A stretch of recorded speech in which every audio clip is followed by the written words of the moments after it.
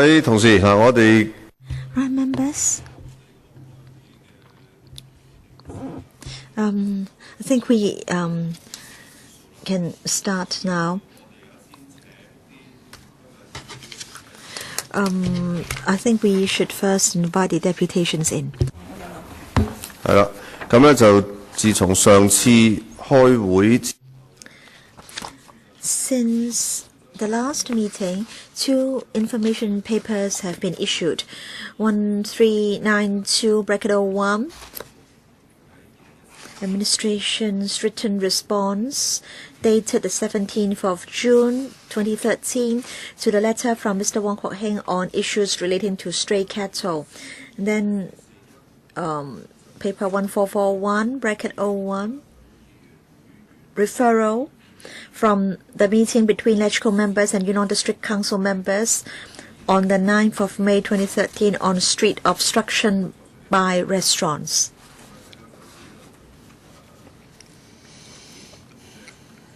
So do members have any comments concerning these 2 information papers? Mr. Wong Kwok-hing, Chairman.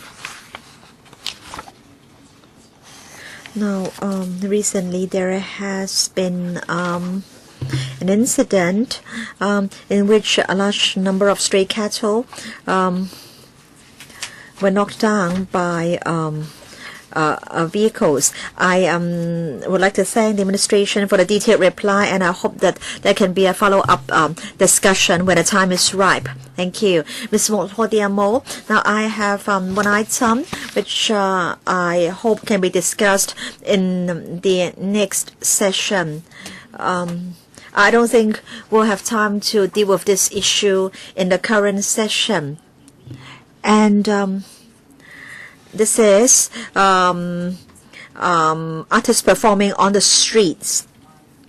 It seems that the FEHD doesn't have a coherent policy on this matter. Sometimes arrests are made, sometimes arrests are not made. I don't think artists performing on the streets should be regarded as hawkers, because artists do not hawk, they do not sell goods.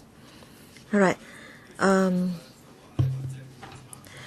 Now, according to the clerk, the Policy Bureau responsible for this matter is the Home Affairs Bureau, although FEHD staff are responsible for taking enforcement action. So perhaps we can ask the HA panel chairman whether there can be a joint panel meeting to discuss this matter. But then, as Ms. Mo has correctly pointed out, we won't have time to discuss this issue within the current legislative session.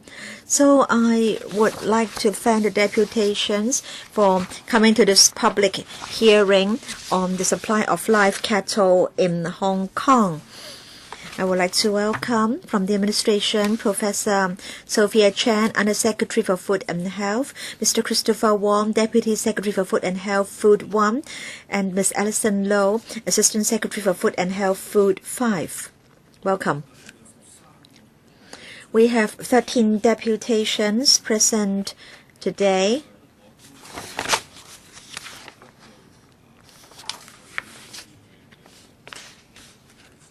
And the Secretariat has asked me to remind all deputations present that when you speak during this public hearing, you will not be covered by the Electoral Powers and Privileges Ordinance. Neither will your submissions be given the same protection. In other words, you have to shoulder all the responsibility for what you say today and for what you've written.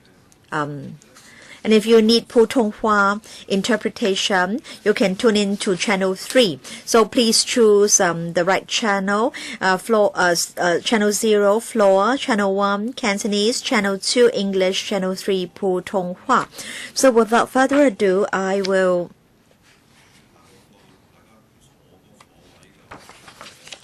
invite the deputations to address the panel one by one.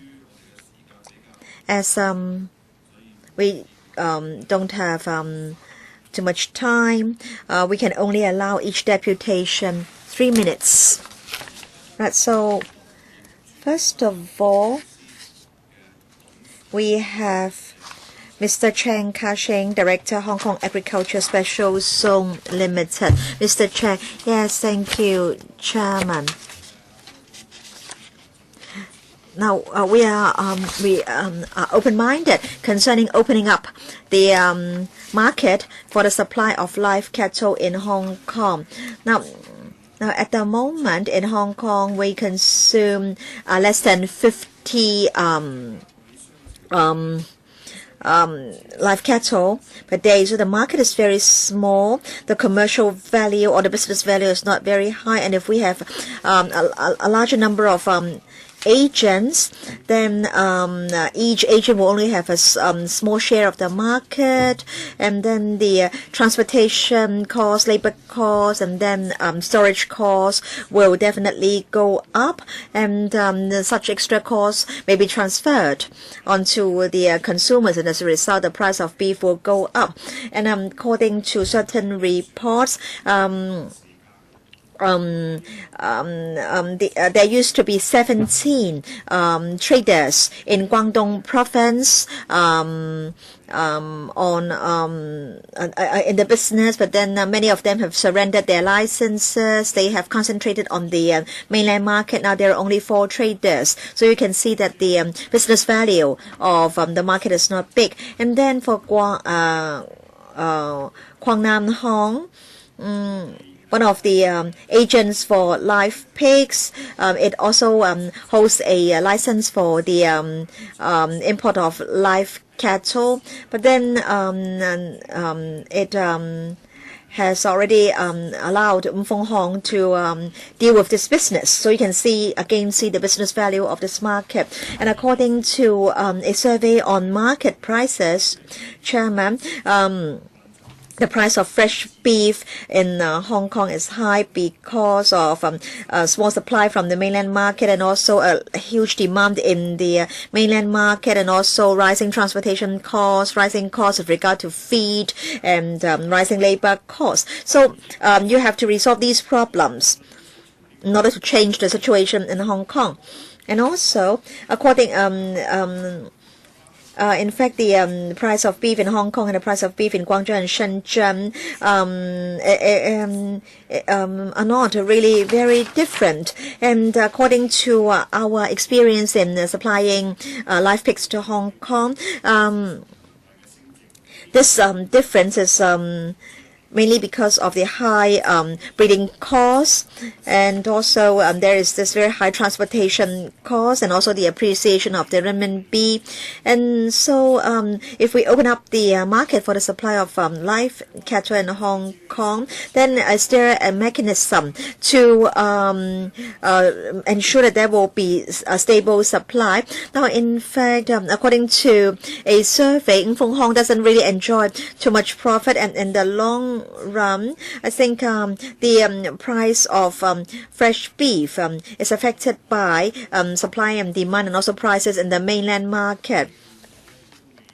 And I think the Hong Kong market is very small, so I think there is no harm keeping the present system of having one agent. But then, of course, we must do something about the price of fresh beef. So perhaps we can have the government and the agent liaising with relevant departments and units in the mainland, and then something has to be done to try to lower the breeding costs.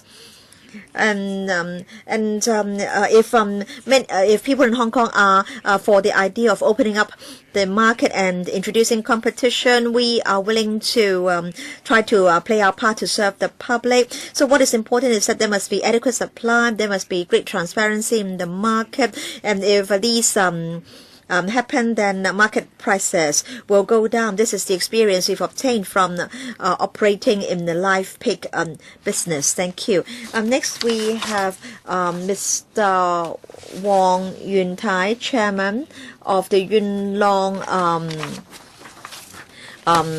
Agricultural Markets Limited. I think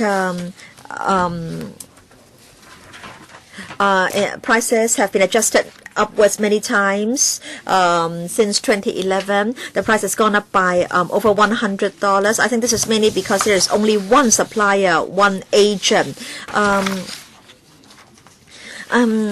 Now, in fact, we don't have enough supply to Hong Kong, and as a result, prices go up. This is the problem.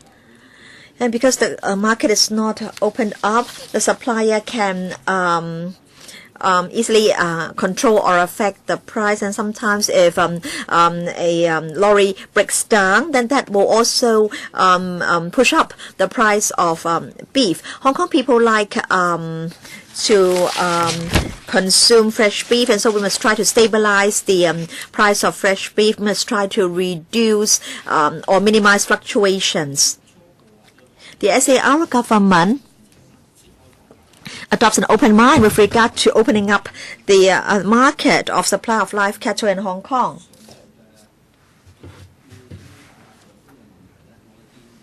And so our suggestions are as follows. First, the market should be opened up. There should be more agents bringing in live cattle to Hong Kong. Competition should be introduced so as to stabilize the price of fresh beef. And agents, because of the competition that exists, will be forced to improve the quality of their service. And then second,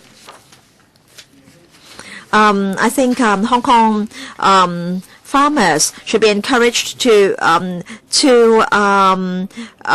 breed cattle in the mainland for supply to Hong Kong. And I think there are a number of advantages. First of all, if our local farmers can breed cattle in the mainland, then they can make a living, and then we can also try to make use of mainland funds to do the business, and also prices can be stabilized. And so we are of the view that competition should be introduced. This is an issue which affects people's livelihood and should be dealt with expeditiously.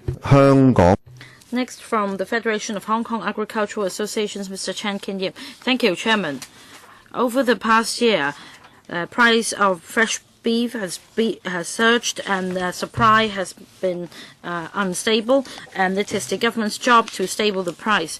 Now, the number of cattle had dropped from 200 to 60 per day for supply to Hong Kong. The price surge is due to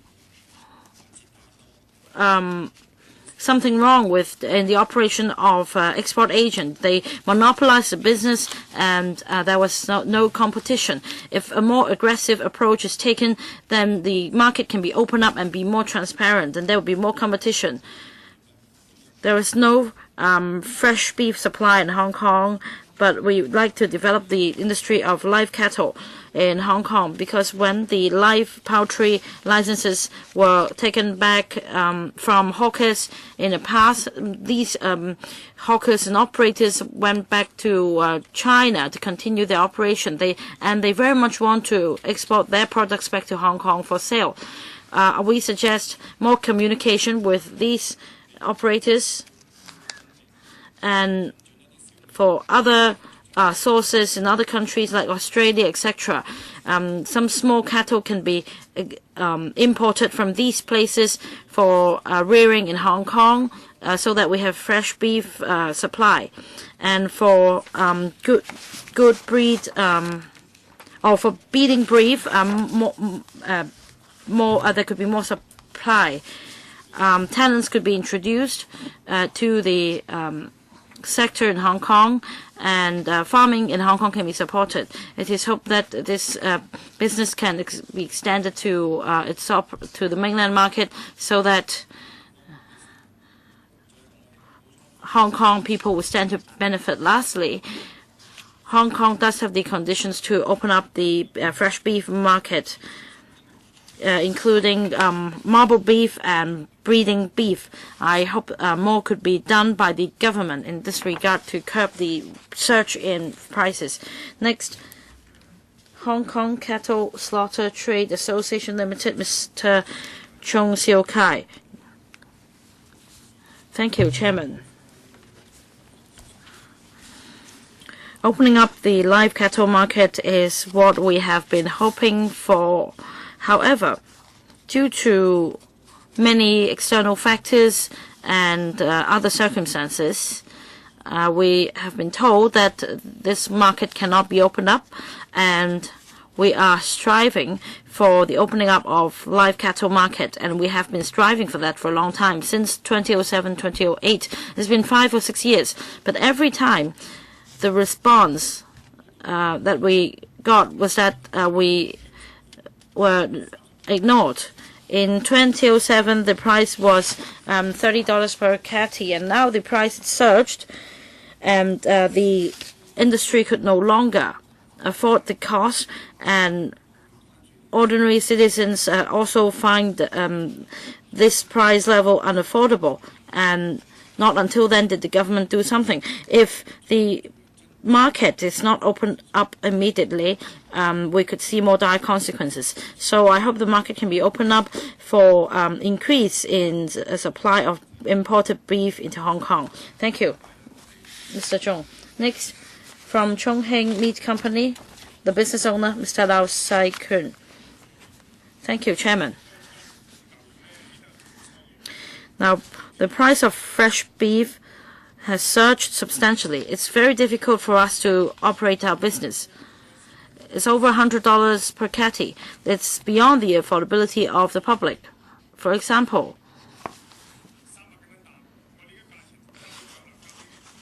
the rice could be $300 per pickle in a month, and we supply beef to restaurants, and before we receive money from the order, the price goes up again, and it's really difficult for restaurants and operators like us to survive. So we hope that the market can be opened up, just like the live pork market. After opening up that market, the number of live pigs slaughtered increased substantially, whereas for cattle, only tens of cattle are slaughtered every day. So how can we survive? We hope the Hong Kong government can think in the interest of Hong Kong people and in the interest of cattle breeders. More beef can be supplied from the mainland to Hong Kong so that we can have cheaper beef, so that our business doesn't have to dwindle. I hope that there could be something could be done to break the monopoly, and that the market can be opened up. Thank you. Next joint conference for Hong Kong fresh beef retailers and wholesalers, spokesman Mr. Hon Kwok-hing. Chairman, members, I'm the spokesman for the joint conference of fresh beef retailers and wholesalers in Hong Kong, Hon Kwok-hing. Now, I'd like to express on behalf of our sector the views on fresh beef to government officials and members here. We urge the administration to open up appropriately the market of live cattle. We also urge the mainland authorities to give us support. On live cattle, the circumstances at present are that Hong NFH is the sole export agent for import of fresh beef. They have monopolized the supply, and the situation is really bad. For our purchases, procurers or merchandisers, we have no bargaining power in the market, and the price of live cattle is manipulated by this sole agent. About the gap between the prices of fresh beef between Hong Kong and the mainland, the gap is very huge. Earlier on the sector's own initiative, we conducted a survey to compare the prices of fresh beef between the two places. And also the independently commissioned consultants survey also showed that there have been lots of negative reports from the media on the sole agent, and I won't repeat all the details. Now, on opening up the market of live cattle appropriately, it is necessary. It is also urgent that we do so. In 2012, between May to the end of December, just 7 months, there have been 6 price hikes for marble beef and breeding beef, and this year between January and March, again the prices for these two types of beef rose again. For breeding beef and marble beef, altogether they have seen 8 price hikes over the period mentioned. So the live cattle or fresh beef business in Hong Kong is really suffering a lot. Even restaurants have begun to refuse to buy fresh beef. Before May 2012, the number of live cattle slaughtered was 80, but because of price surge, the number of cattle slaughtered every day is less than 50. So there's been a drop of over 40%, a very huge drop. If the government doesn't make immediate changes and improvements to this live cattle market, then this traditional food business in Hong Kong will dwindle or even be extinguished. I don't think people in Hong Kong would like to see this result. By opening up the market of live cattle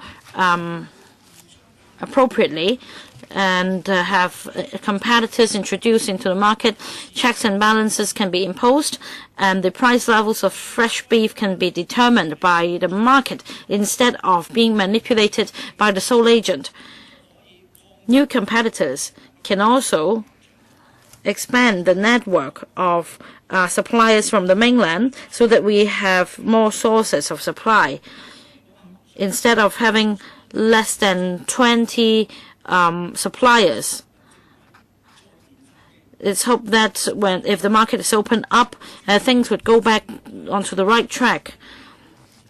So, thank you.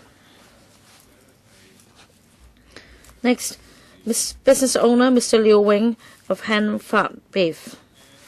Thank you, Chairman. We're in the beef business. We've been in the business for many years. Last year, Hon WONG raised the prices many times. It caused a great impact on our business. We found that a few days before the price hike, the number of live cattle supplied to Hong Kong will drop drastically. We suspect that the price levels are being manipulated. Despite increase in demand for fresh beef, the number of live cattle slaughtered has been on the decline. At this peak level, we slaughtered on average 500 to 600 cattle per day, and then it dropped to 130 in 2007, and now just 50 to 60 cattle per day. Despite the rise in population, the number of cattle slaughtered has increased. According to the mainland website's information, in August 2012, about the number of registered farms, it has dropped by half. It has dropped from 70 to 35 at present. We don't know why these farms for supplying live cattle to Hong Kong have a decrease in number. We went for a visit in the mainland. We found that these farms were unwilling to supply beef to Hong Kong because the price levels of fresh beef in the mainland were in fact higher than those in Hong Kong. And we again suspect price manipulation. And opening up the market doesn't mean the price levels would drop immediately. But in the long run, we think it's healthy for the development of the market. Thank you. Next, business owner, Mr. Cheung Kwok-hing from Hop Beef. Thank you, Chairman.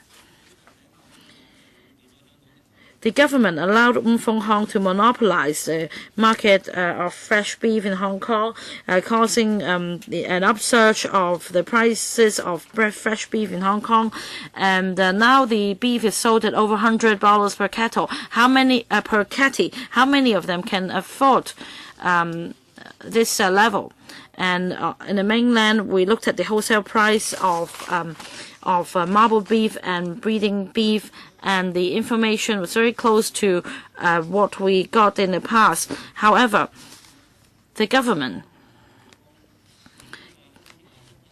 can't prove any difference between the breeding beef and marble beef in the mainland and those supplied in Hong Kong. We don't see any difference in terms of quality, so we think it is absolutely necessary to open up the market, and the government can learn from past experience to deal with this issue. Some say that the market is small, just 50 to 60 cattle, but let's bear in mind that each cattle costs around $20,000 to $30,000. So I hope members could all urge the government to allow more competitors to join the market. Next, a member of the Joint Conference for Hong Kong Fresh Beef, Mr. Choi Chan-kwong. Now, I've been in this business for decades.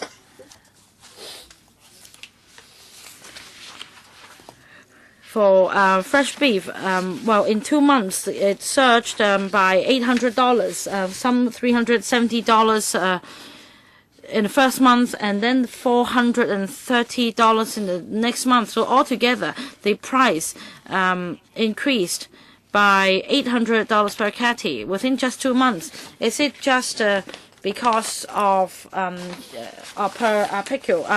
Is it just because of acts of human? So that's what I want to say. Thank you, Chairman. Thank you, Mr. Choi. Next, Ming Fai Butcher, Mr. Man Kwong Fai. Thank you, Chairman. We've been in the beef business for over a decade. Now, business environment is difficult. The cost is very high, and we dare not buy more beef because customers are not willing to buy fresh beef.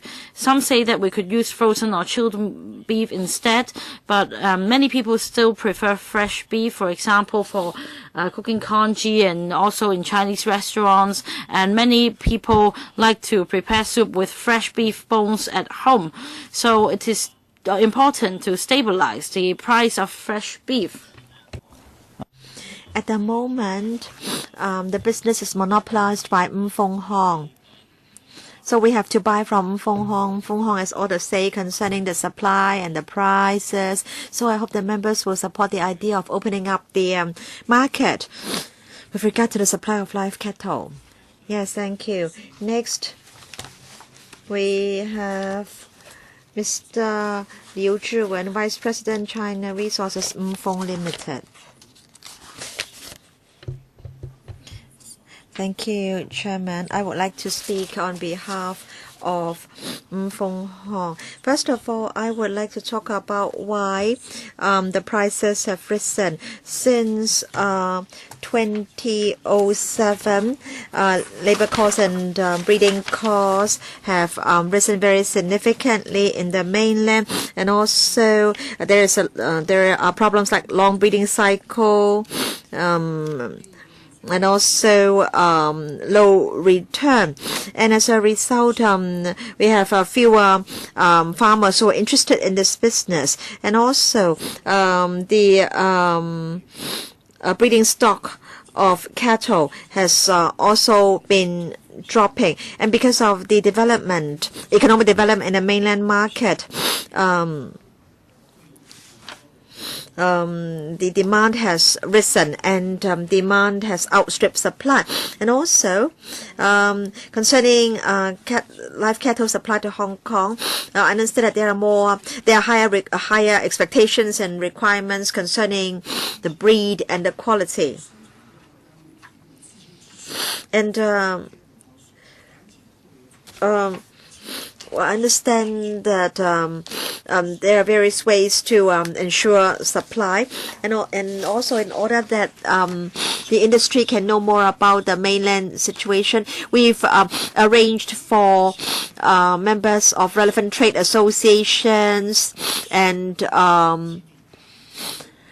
representatives from media organizations to visit various provinces and cities in the mainland, so that Hong Kong operators will know the situation in the mainland. I think this is important to let consumers understand the real situation in the mainland.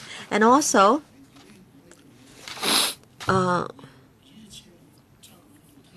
in the mainland, especially last year, the beef prices went up very substantially. And so, in order that the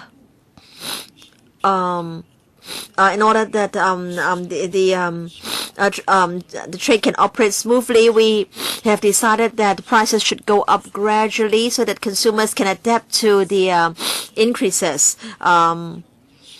So in other words, we progress rather rapidly, but in small steps only. And in fact, our agents, face a lot of pressure in the mainland. We face lots of pressure concerning our operation. I understand that time is running out. I want to say that in 2006, our gross profit was over 10%, about 30%, but this has dropped to about 6%. So in fact, we are operating with only a very small profit margin. And I want to say that our data are broadly in line with the data published by the government's consultant. I think the rise in beef prices is not because of our monopoly, but rather because of rising costs in the mainland.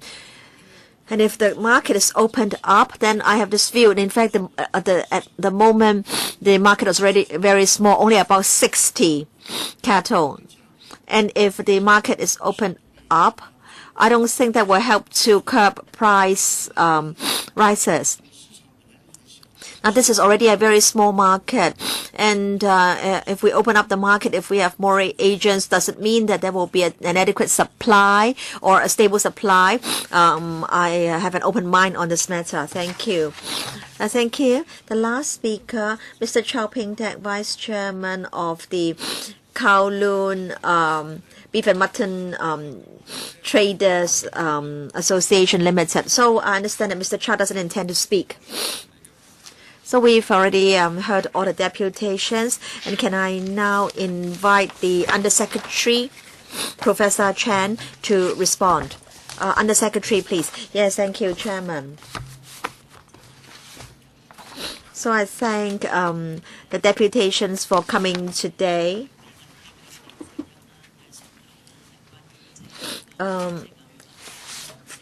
We understand your concerns. You have expressed views about increases in beef prices and also opening up the live cattle market. In fact, at the meeting in May, we stated that we were very concerned about the matter, and we reported to the panel in May that we had hired a consultant to collect relevant data for us. I understand that many people are of the view that opening up the market will help to stabilize the price of fresh beef. In fact, the government adopts an open mind with regard to opening up the market. In fact, we have had preliminary contacts of the Ministry of Commerce because the ministry is responsible for the policy of having one single agent for the business.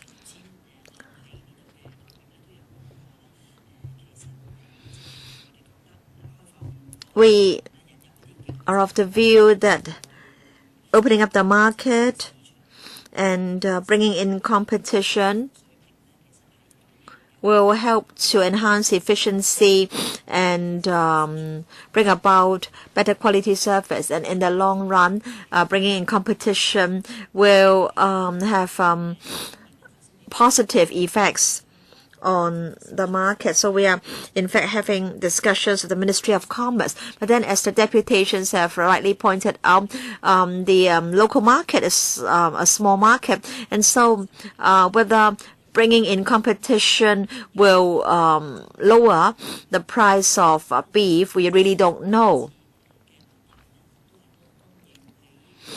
But it seems that the main problem is inadequate supply from the mainland. So we would like to see a stable supply.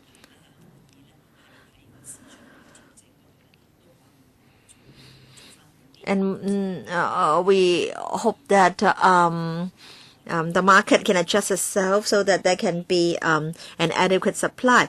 And in fact, deputations have already made suggestions as to how we can promote the development of local farming activities.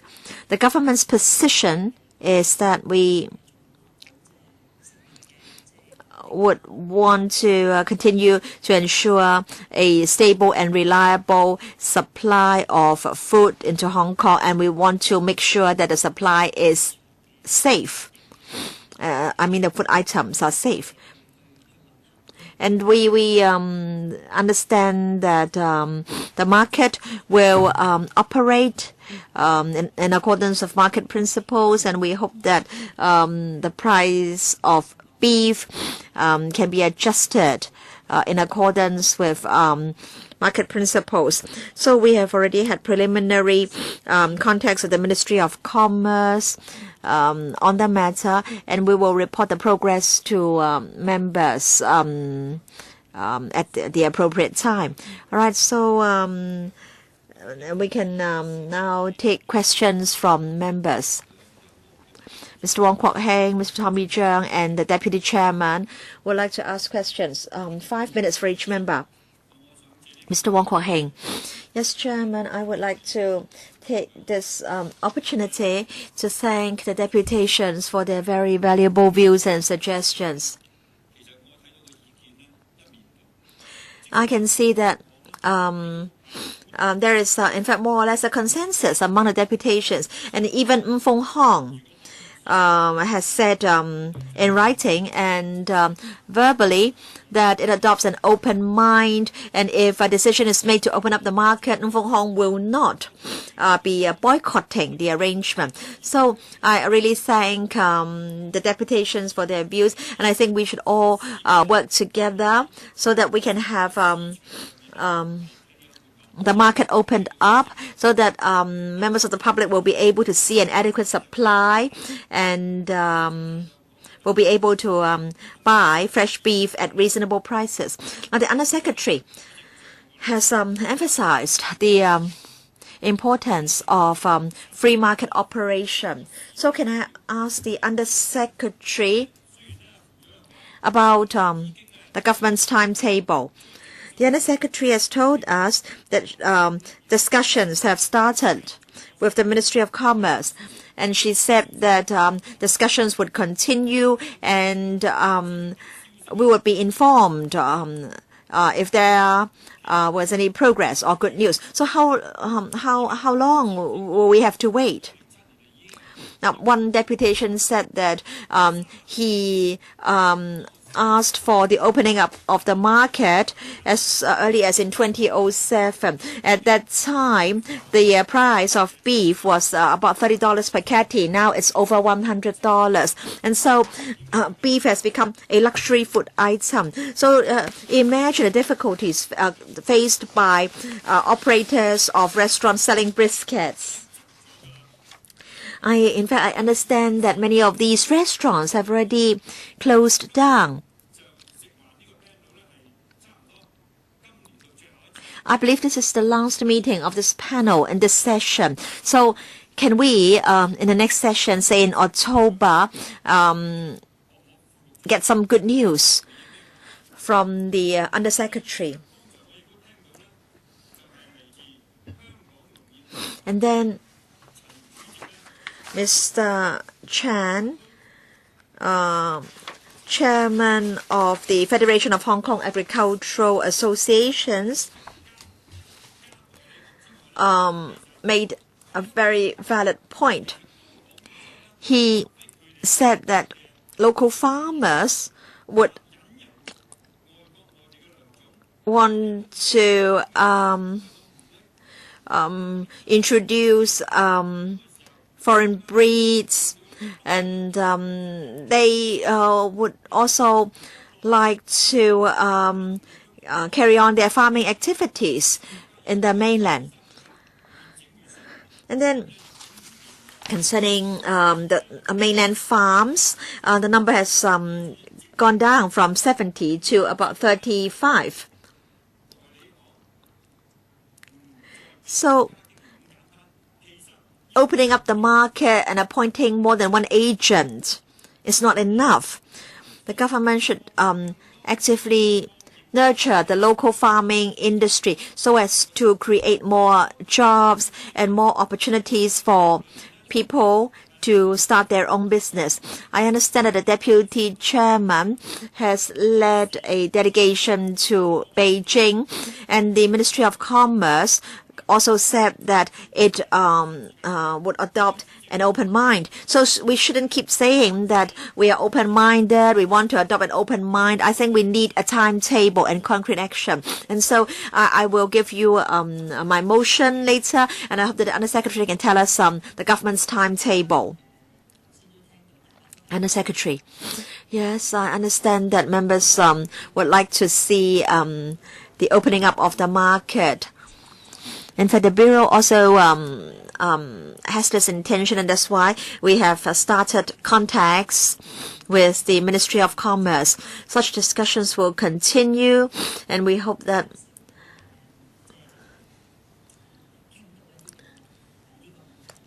some conclusions can be reached as soon as possible.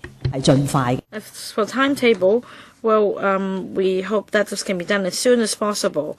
We share the views of the sector. This is the last panel meeting for this session. We hope that after recess we'll be able to bring you some good news. We'll try our best. I hope members would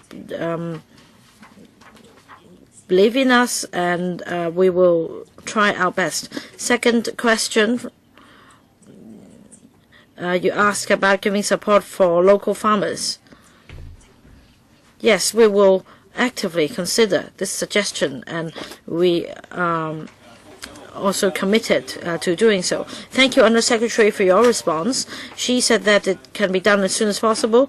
So, Chairman, please put this on the first on the agenda for the first meeting after recess, because you may call me. You may say that I am forcing them to do so, but we won't be able to get anything if we don't force them. So please have this item on the list and to be discussed after recess. In autumn, where many people prefer to consume beef, I hope to see an increase in supply. Thank you, Mr. Wong Kwok-hing, for your suggestion. Next session, we're going to elect a chairman again. So I don't know whether I will be chairman next time. Mr. Tommy Zhang. Well, Chairman, I definitely will not compete for chairmanship with you next time. And thank you, deputations, for coming to speak today. And in fact, before the Legislative Council session began, I already suggested that we meet with the sector. And when Secretary eventually agreed to meet with me and the representatives from the sector, we talked about the problems. For example, that the market should be opened up, and at that time I already said that we should do some survey. We should look at the retail prices of fresh beef and compare ourselves with that in, say, Guangzhou and Shenzhen. And then I said that we should go there for a visit to see it for ourselves. If the price of fresh beef is so expensive in Hong Kong, then the same should also apply in Shenzhen, for example, because their living costs have been on the rise as well. So if you still find a large gap between the price levels of fresh beef in Hong Kong and in mainland, then something must be done immediately.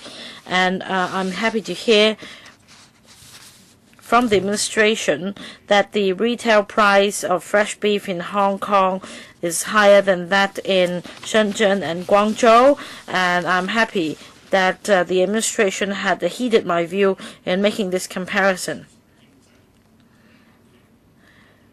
Now, when we talk about free market economy, it may sound a good idea, but for some businesses, for example, power companies, the situation is still a monopoly.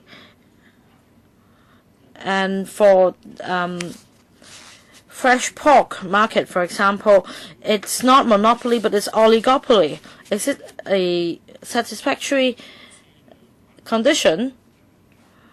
Well, in the United States, again, in the car trade business, the car dealing business, the market is oligopolized, despite the free market principles endorsed by the U.S. But they do allow importers. So, Undersecretary, please look at the experience of fresh pork and rectify the mistakes. We don't want to allow more agents to import fresh beef or live cattle in Hong Kong, and yet they aren't able to import even one single cattle. So I think you should take a holistic approach to this matter. Today we have representative from Kwok-hing here, and I'd like to thank you for coming. You're actually the target. I won't say that you have come alone, but in fact you're accompanied by your colleague, and yet you're still willing to come to our meeting. Just now, he said that the gross margin for Kwok-hing is 6.5%. Mr. Vincent Fang was concerned whether I could really understand Putonghua well. I don't know if I catch that correctly. I don't know whether it's a commercial secret or not. Can you share with us, for the 2 or 3 past decades, what was the gross margin? For example, in the past it was 15%, and now the gross margin has dropped to just 6%. Is that the case, or is it that in the past the gross margin was just 2% because of the country's policy, and now it has risen to 6.5%? I don't know the situation. I'm just making a guess. So if you're kind enough to share this with us, or to have a closed-door meeting and share your figures with us, so that we understand that the situation. It's not the case that we don't appreciate the mainland's policy of supplying fresh beef in Hong Kong. Wong Kwok-hing in the past operated in a different manner. Now it's a listed company. The mode of operation is different. So if after the meeting you are willing to share with us your figures, perhaps the chairman or the secretariat can liaise with you. And if you're kind enough to share with us your figures, we will definitely keep them confidential. Mr. Liu, would you like to respond to Mr. Tommy Jiang's suggestion? I believe that these figures provided to Legislative Council are already detailed enough. Starting from 2006 to 2011, our turnover, our quantity, gross margin, and etc., inclusive of labor costs, you can see that the margin has been very small indeed. We are a listed company, and all these figures are audited. So I'm asking about the figures before 2006.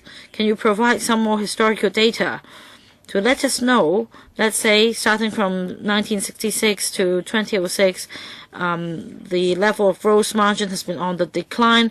Or is it the case that in 1966 you make no profit at all, but now because of a listed company your gross margin is 6.5%? Mr. Liu, any further supplement?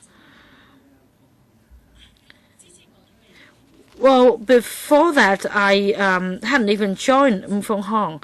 I believe that after 2006, for the gross margin, the situation is that is 10% in 2007, 8.9% in 2008 until 10.3%, 2010, 9%, 2011.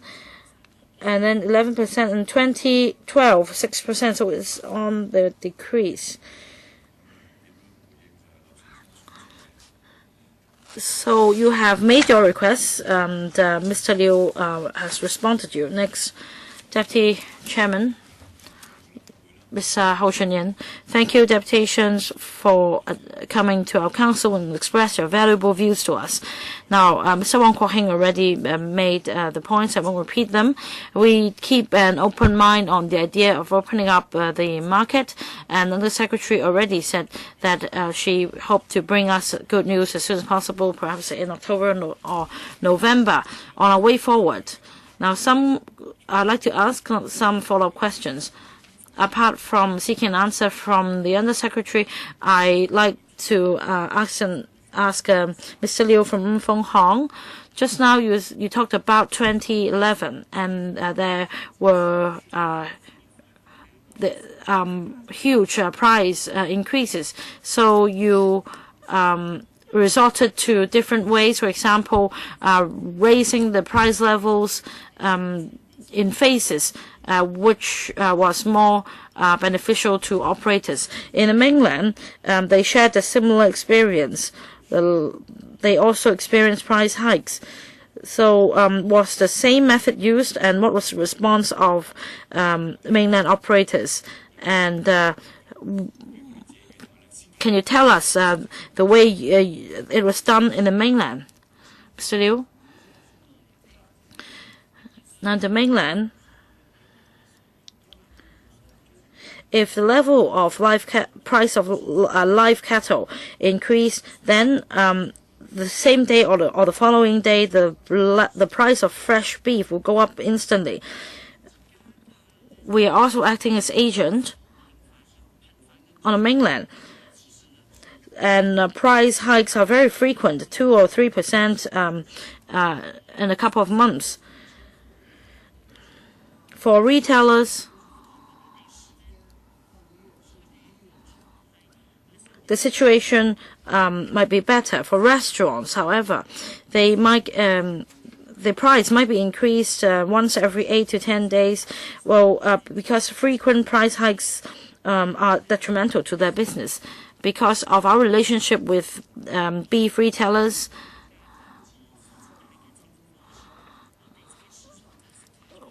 we actually absorbed the price fluctuations ourselves. Just now, a business owner of a meat company said that in 2 months' time, the price increased by $800 per pickle. But in fact, we adjusted the price according to the increase of price levels on the mainland. In fact, it should have been increased throughout the night by $800. I think some of the deputations here are not in the fresh beef business. For example, the Kowloon Beef and Mutton Trade Association Company Limited. In fact, they account for only 25%. And when we discuss with these trade or business owners and negotiate with them, we find a price level that is acceptable by them as well as by consumers. That is why price increase only comes once every 2 months. Too frequent fluctuation might harm the market. And the level of fresh beef price level of fresh beef in Hong Kong, yes, is lower than. Well, it is higher than that in Shenzhen, because in terms of labor costs and other costs, the gap is about 50%. I understand that we had a detailed analysis on the price differences. Undersecretary, can you also give me your take on this? We talked about CEPA, for example, introducing foreign breeds into mainland. When this is done, a value-added tax of 10% is required, and that causes an increase in the price levels, and it affects the types and breeds of beef. And because of this 10% value-added tax, it also affects the price in Hong Kong. So can some negotiations be done so that under CEPA we can have some kind of concessions? Undersecretary. Well, may I report to members that last time we talked about the consultant commissioned for the study. Basically, the study covered 3 places: Hong Kong, Shenzhen, and Guangzhou. We compared the price of various types of beef in the 3 places. They are fresh beef. And the survey also covered the cost of living and the renminbi exchange rate against Hong Kong dollar and the consumption indices, etc. However, this survey does not cover the public's response. Well, we needed to work within a time frame. We hope to achieve something in a shorter period of time so that the problem can be resolved. And it's difficult for us to factor in further aspects. We needed to take a focused approach. And in the survey, we found that in terms of consumption indices and price indices and cost of living, Hong Kong ranked the first, and Shenzhen and Guangzhou ranked the second and third respectively. And the same applies to price levels of fresh beef. That's about the absolute value. If you look at the increase, all 3 places experienced a 30% increase recently. That's the case for Shenzhen and Guangzhou as well. We look at the price of fresh beef in supermarkets and wet markets in these 3 places, and the price hikes are actually similar. We understand that concerning operation costs, cost of living, the 3 places differ, and so we can understand why there is the difference in absolute value. And then concerning your comment, I can't offer an answer here, but we will be looking at it. Under Secretary, I just want to say that the government works for the well-being of the people, so you really have to pay attention to people's feedback. Now, opening up the market alone can't solve all the problems. So we have to, I think, work to resolve the other related issues as well. Mr. Vincent Fang. Yes, thank you. I thank the deputations for coming to the public hearing this afternoon. And like Mr. Zhang, I would like to thank Ng Fong Hong for attending the meeting. You know, sometimes Ng Fong Hong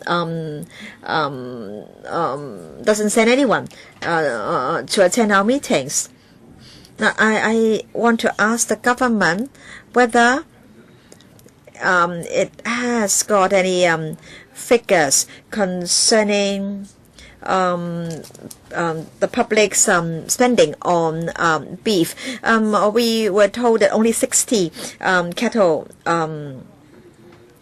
were slaughtered every day in Hong Kong. Is it because we have more imports, or is it that Hong Kong people are consuming less beef?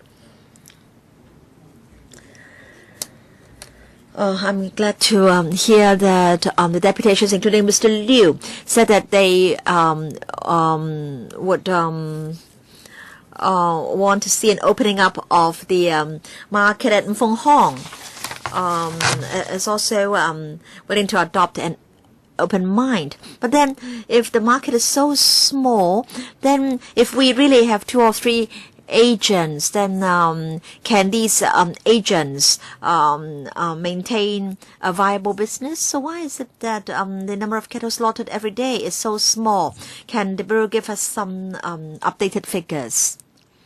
Under Secretary, yes, I think I can share some figures with members. From 2006 to 2012, for different types of beef, we do have some consumption figures. Now we have fresh beef, chilled beef, and also frozen beef. If we look at the period from 2006 to 2012 for fresh beef, the consumption declined from about 14,000 tons in 2006 to about 8,000 tons in 2012. So I was talking about fresh beef, chilled beef, and frozen beef. And the for fresh beef, the percentage was 22% in 2006, but only 6% in 2012. And in Hong Kong, in fact, chilled beef accounts for the largest market share. And there was 90%, over 120,000 tons. Chilled beef, about 4 to 5% of the total market share. And then there was about 5,000 tons.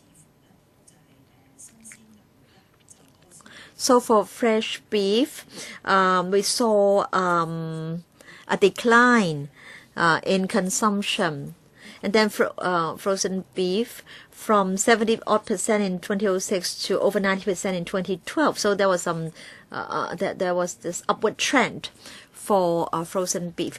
So we can see that frozen beef accounts for over 90% of the market share. So is it because of the price differential? Is it that people find fresh beef unaffordable and so they've switched to frozen beef?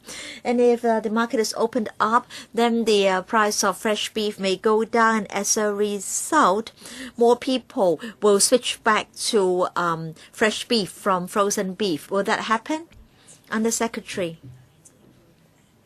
Now, I don't have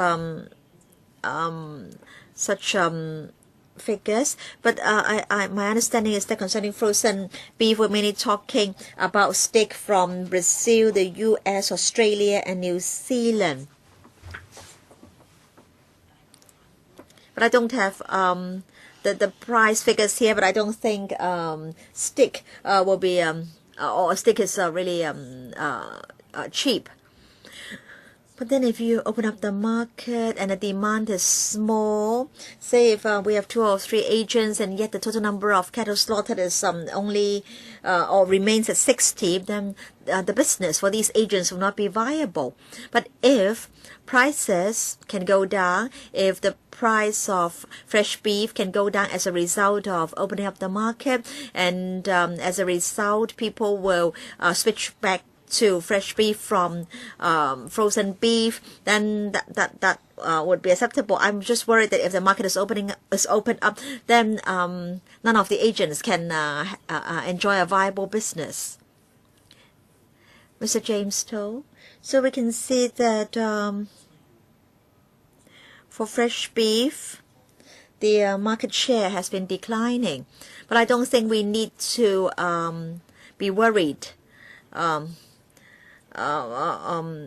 If the market is opened up, if there are 2 or 3 agents, there will be adjustments in the market. And then Fung Hong, I'm not worried that its business will no longer be viable because Fung Hong is a very established company.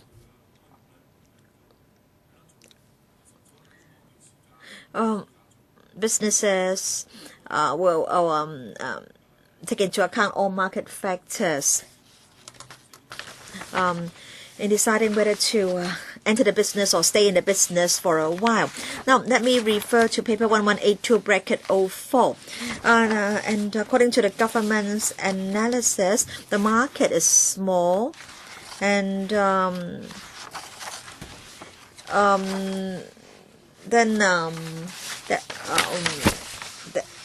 market may only be able to support 1 agent.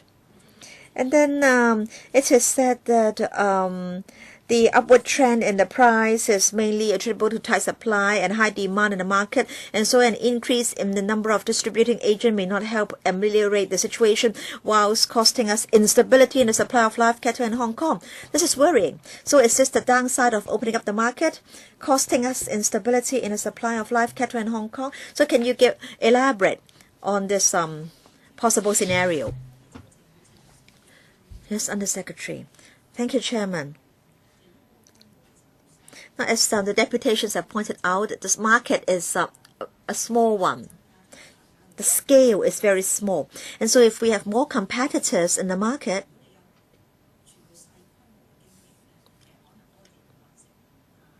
and then if all the operators are small operators, then the transportation costs and the operation costs will also go up.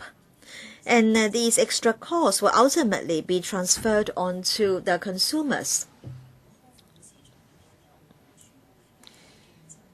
But of course, we understand there are merits in opening up the market because competition brings improvements. So while we do understand the merits of opening up the market, we want to point out this caveat or the downside. But I do not agree. Now, if the present agents are small agents and then Fung Hong joins the market, then there may be a problem because Fung Hong is very strong and it may be able to dominate the market. But then now Fung Hong is the sole agent at the moment, and I don't think the prices will go up with the introduction of competition.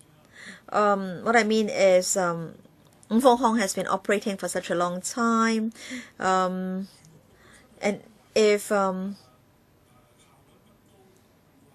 Hong is inefficient, or if it has deliberately pushed up the price,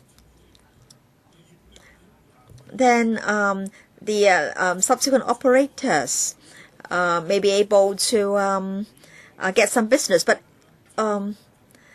if Fung Hong is already operating in a very efficient manner, then the subsequent comers won't be able to compete with Hong. But of course, if you say that there is another equally strong competitor coming in, another mainland enterprise coming in to compete, then prices will only go down. So as an electrical member, I will only ask you to accelerate the opening up of the market.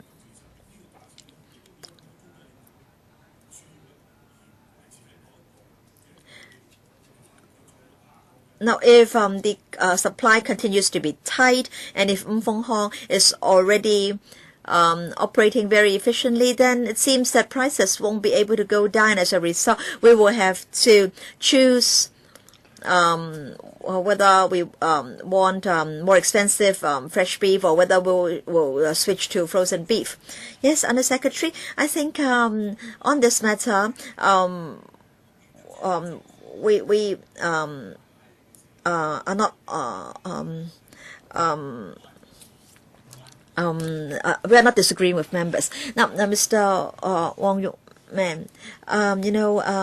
concerning the milk powder or infant formula restriction order, some people in the mainland said that if you do not supply milk powder to us, we'll not supply water to you. But you know the water is very expensive. And again, concerning Hong, in fact, the supply is not cheap. The supply is expensive, and that's why all electrical members want the market to be opened up. This is a consensus.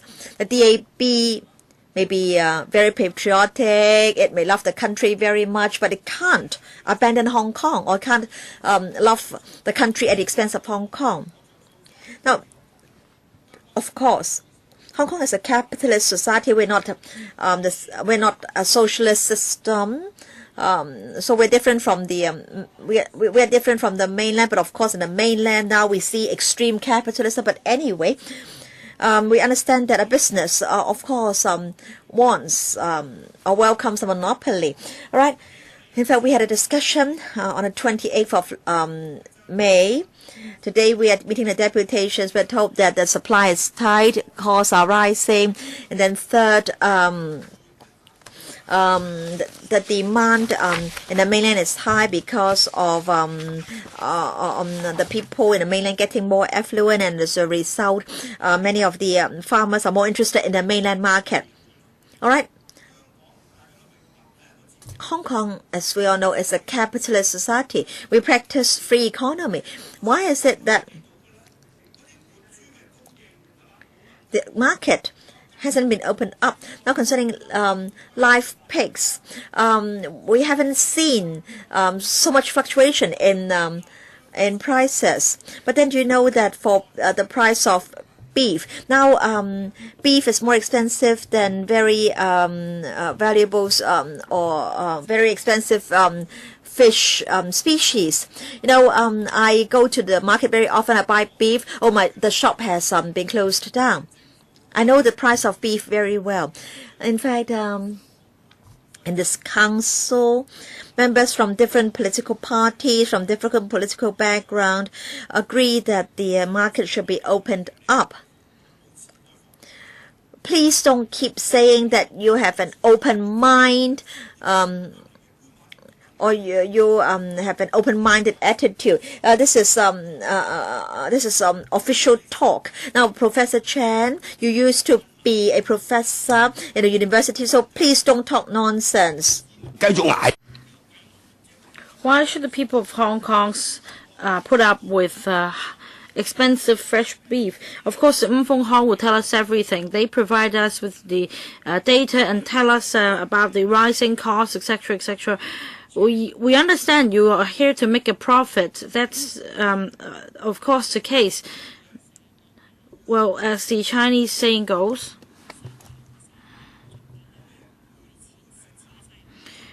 only profitable businesses would be preferred by operators. But for the government, you do have a choice. So you should give us a timetable. Mr. Vincent Fang and Mr. Wong Kwok-hing moved a motion today, and this is about implementing a timetable. I hate this word, implementing a timetable. You should formulate a timetable for implementation. Well, this is the what the communists would like to use, not the Hong Kong people would like to use. This word, please change it. It won't affect your motion. All right. I think Mr. Wong Kwok-hing and Vincent Fang will consider your suggestion. Okay. I'm asking for a timetable. Under Secretary, explain to us the government's difficulties and the point about timetable. Thank you, Mr. Wong. Now, I reiterate a number of times that apart from keeping an open mind, the government also intends to do so, and that's why we have liaised with the Ministry of Commerce and started negotiating with them on how the market should be opened up, and we have already promised them so on that in fact we will try our best to deal with this in the latter half of this year. Well, what do you mean by deal with it? Do you mean finish discussion with the Ministry of Commerce? We need to discuss with them first. So the latter half of this year doesn't mean that you will start discussing with them. No, we have already started discussing with them. Any outcome yet? No. So what is meant by the second half of this year? You still you haven't come up with a result. So how long will this take? All right, I think we've heard your views, Mr. Leung Kwok-hing. Chairman, now Sir Raymond Wong talks about a capitalist society, and Wong Kwok-hing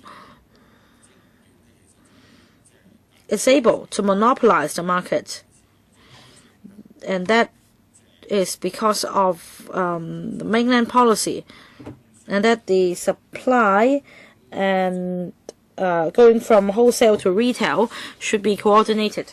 Now, Professor, about the stabilization of the supply chain. Now, in fact, this is applicable to the situation in Hong Kong now. Because of this policy, Wong Kwok-hing has monopolized the supply of live cattle in Hong Kong. This is a piece of fact, regardless of the historical reasons, regardless of how this has come by. This is what is happening.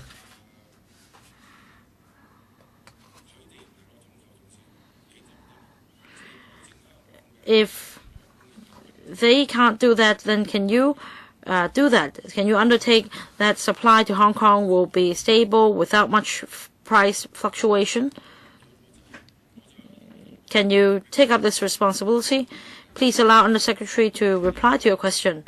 If this is your responsibility, you must break up the monopoly of Wong Kwok-hing. You should tell the Ministry of Commerce that this is an outdated policy and the market has evolved. That's the second point. The third point, are you ready to have live cattle in Hong Kong? I've seen a lot of stray cattle. In the long term, if you're minded to protect the supply of fresh beef in Hong Kong, we must have live cattle. Otherwise, we don't have any bargaining power. So you need to ask the Ministry of Commerce whether Wong Kwok-hing should still enjoy this privilege of monopolizing the supply chain for supplying fresh beef to Hong Kong. Well, to quote from their jargon, the party's policy must be implemented or executed by the government. In fact, it's from the party's order that the government executes the policy. So at the government's level, the party's policy is implemented. And have you explained to the Ministry of Justice that Ministry of Commerce that this is outdated? Wong Kwok-hing should not be allowed to monopolize the market. That is to say, the mainland's supply chain policy should not apply to Wong Kwok-hing, and Wong Kwok-hing should not be allowed to monopolize the market in Hong Kong. Thank you, Mr. Leung. Now, on a stable supply of fresh beef, this is of our utmost concern. When we discuss with the Ministry of Commerce, this will also be our focus. That is, how can we ensure a stable supply? The price surge is an issue, and we've conducted some research.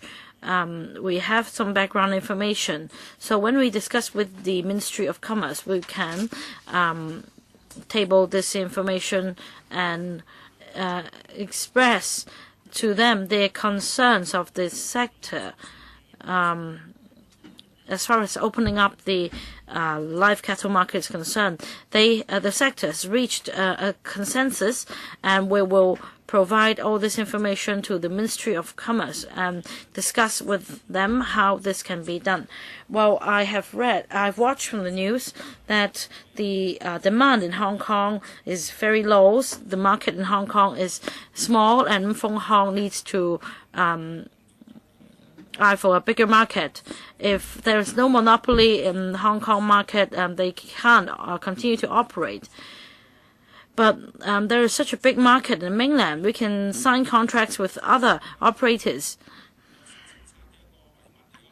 Fung Hong is the historical product of the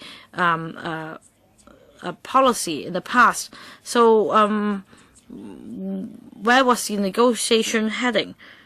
If the policy should be maintained, then of course Fung Hong should remain there. That's the crux of the matter. Fung Hong is, well, Mr. Leung Kwok-hing, your time is up. I understand your point. I hope Undersecretary also understands your point. Last member for the first round, Dr. Helena Wong. Thank you, Chairman.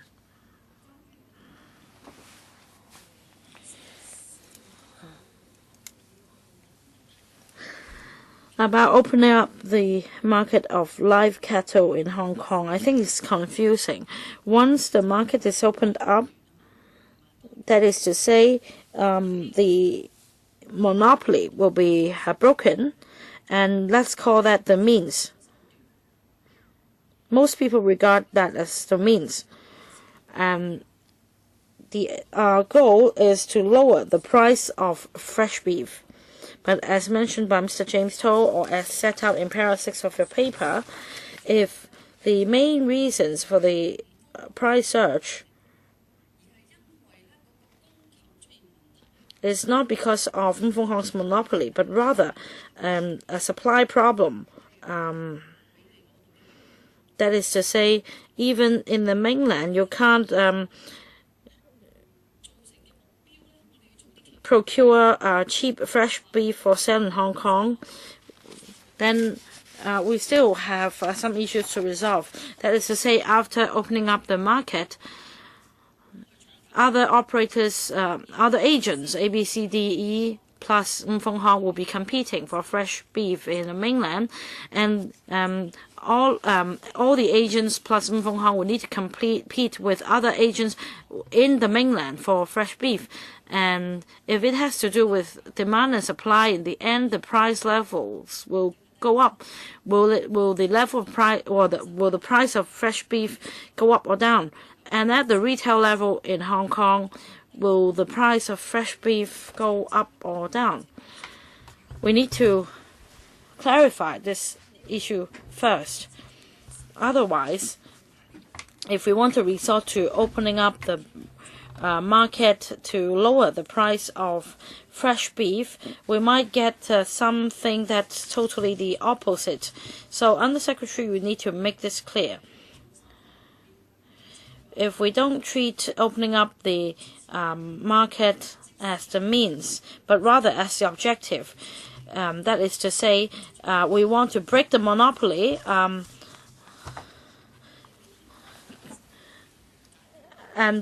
although the price may go up, we will still go ahead for the purpose of breaking the monopoly. Then we can go ahead. So, Undersecretary, you should clarify this point first. Undersecretary, Dr. Wong, I think you make it very clear in the paper on expectation management. We already said that first of all, we need to face the fact that the price of fresh beef is going up due to a number of reasons. Some are within our control, some are not. And we have conducted a study to see or to compare the price of fresh beef on the mainland to the price in Hong Kong. And we have made this comparison, and basically both places have seen price surge. So we are minded to open up the live cattle market. There will be some result, but as shown by, or as mentioned by others just now, the market locally is quite small.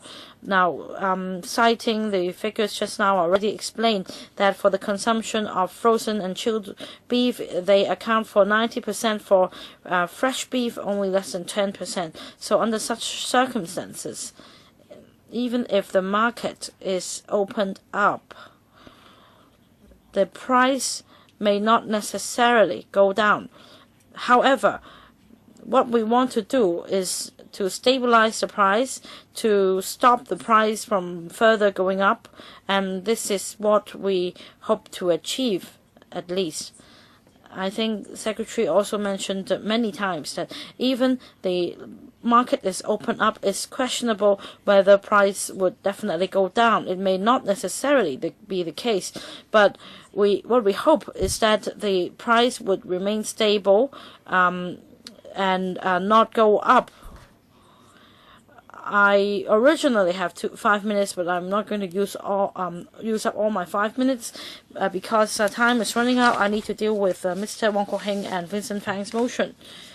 The second reason is that, under Secretary, I don't think there isn't much point for me to pursue this issue further, because today everyone here at this meeting agree that opening up the live cattle market in Hong Kong can resolve the issue of soaring fresh beef prices beyond the Hong Kong people's affordability.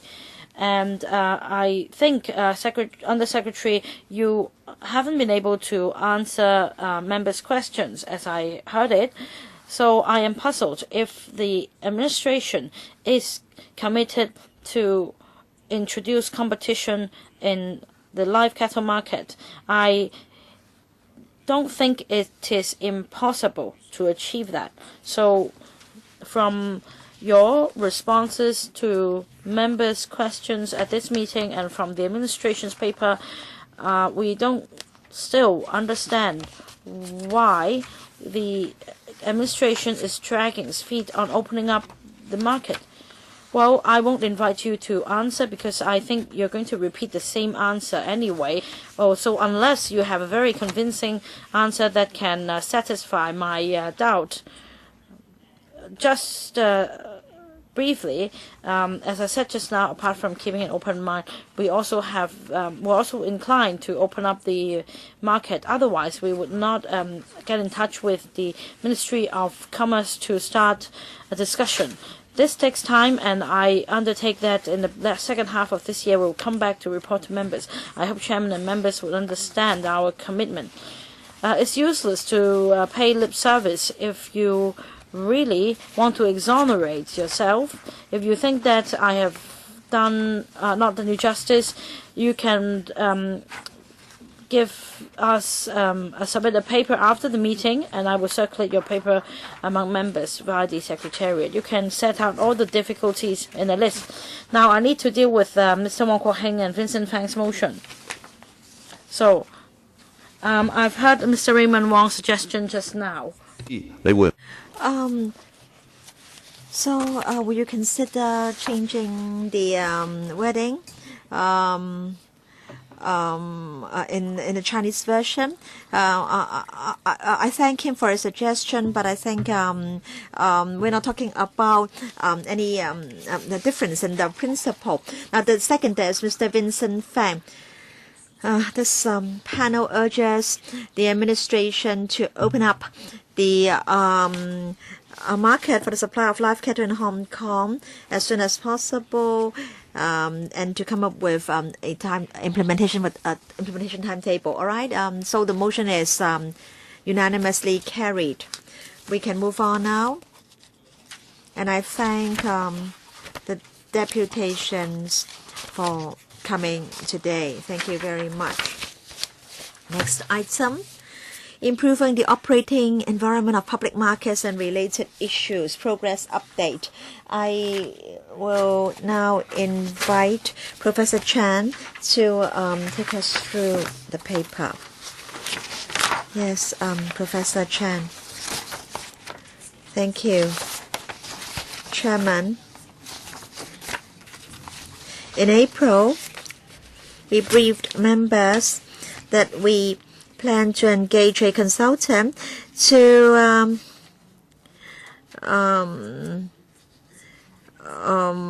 find ways or to propose ways to improve the operating environment of public markets. And we are here today to update members on the latest progress.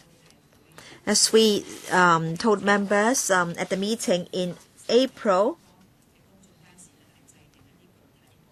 we would engage a consultant to assist in developing proposals for improving the operating environment of public markets, thereby enabling them to fulfill the functions expected of them in the present-day circumstances. So the consultant will look at market facilities and also competition from nearby markets or store operators and so on and so forth. We expect the consultant to study various factors affecting the operation of public markets, for example, transport networks, shopping preferences of those in the catchment area. We hope that the consultant will also look at the present management problems, constraints, and staffing arrangements. And we hope that the consultant can also give us some general recommendations from a professional perspective, hoping that more people will patronize our markets. And then we understand that there are some suggestions from members to build new markets. But then this consultancy study will only concentrate on existing FEHD markets. The consultant will look at how the operating environment of these markets can be improved. And in fact, we are now doing the preparation work for the hiring of the consultant. We hope that the consultant can start his work in the fourth quarter of this year. And we hope that preliminary findings can be available from the consultant by mid-2014. In 2009, there was a review and a consultation exercise on the positioning and functions of public markets. And it was concluded that public markets played a very important social function. Many people like to patronize public markets. Public markets in general offer cheaper goods, and so we will carry out the study based on this positioning.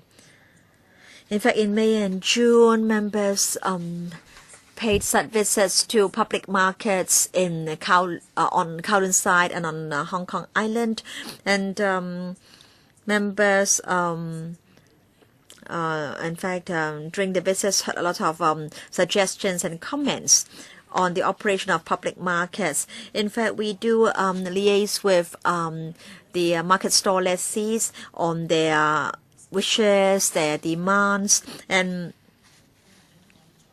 we regard such comments, feedback, and suggestions as useful reference.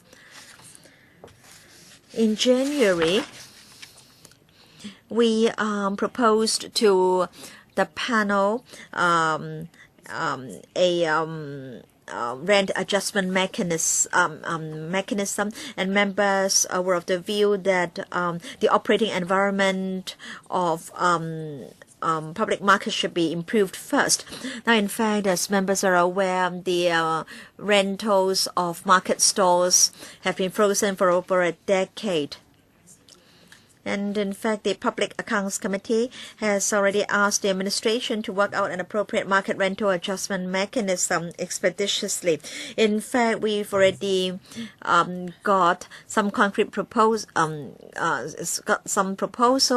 to improve upon the operating environment of public markets. And so we will come back to the panel at an appropriate time on the market rental adjustment mechanism. Now it seems that officials like to talk about at an appropriate time. So when is the appropriate time? The time when C.Y. Leung finally steps down? All right, concerning the supply of live cattle, the item was affected people's livelihood very greatly, and so I allowed more time for members to ask questions. Will members have a lot of questions on the next item, fire safety requirements for food premises, because it seems that there is some objection to the proposals. So I think for this item, I can only give each member 3 minutes. Now let me emphasize that this is not because I think the item or the issue is not important. I think this paper is simply too vague. It lacks substance, and so I think 3 minutes will be enough for members to criticize the government. All right, so we have 4 members. The Deputy Chairman first. Yes, Chairman. So we've got this paper on improving the operating environment of public markets. In fact, we have already said that we are very concerned about this matter. So the Undersecretary has told us that it will come back to us at an appropriate time on the proposed rental adjustment mechanism. So I want to know about the progress with regard to the installation of air conditioning. I don't think this matter should be dealt with separately because this has to do with improving the operating environment of public markets. And I want to say that many residents have complained to the DAB. In fact, I'm asking this question on behalf of Leung Chi-Cham. In Tin Shui Wai, there are no public markets. There's only a link market and also some supermarkets. No, because there are no public markets, the people in Tin Shui Wai have to patronize the link market or public or supermarkets. You know, it's I know that prices there are very expensive. No, this morning I was in Tsim Sha Tsui. I had breakfast comprising the standard items, and I paid $24. But in Tin Shui Wai, if I have the same type of breakfast, I have to pay $26 or $28. And this paper is silent on the construction or the provision of new public markets. So will you consider this matter? Will you consider providing new public markets in new towns? If the answer is no, can you explain why? Yes, Chairman, I thank Mr. Ho, Deputy Chairman, for his questions. I didn't hear the first question too clearly, but I'll answer the second question first.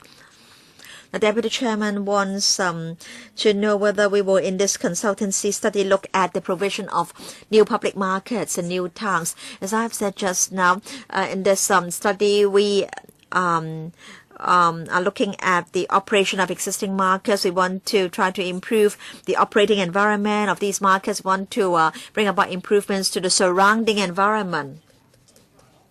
In fact, many operators have said that if the operating environment is good, whether there is air conditioning and also the rental level are of secondary importance only. Now, in fact, some markets have a very good environment, but very few people go there. But then there are some markets which are which do not offer a very good shopping environment, but they are heavily patronized. So I think the consultant will need to look at a lot of factors, and I don't think the consultant can look at so many things in one study. The study will not be focused. And also in 2009, there was a major review on the positioning and functions of public markets. So we will not be looking at this matter in the upcoming consultancy review. What is the first question, please? The relationship between air conditioning and rental or the rental adjustment mechanism. Now, just yes or no, will the two be dealt with together or delinked? Now, in fact, I think it's, there's no harm in adding one more item to the brief for the consultant. Concerning air conditioning, many members have asked us to go ahead first. Last time, we said that we would want to see a mechanism in place to end the rental freeze. So we will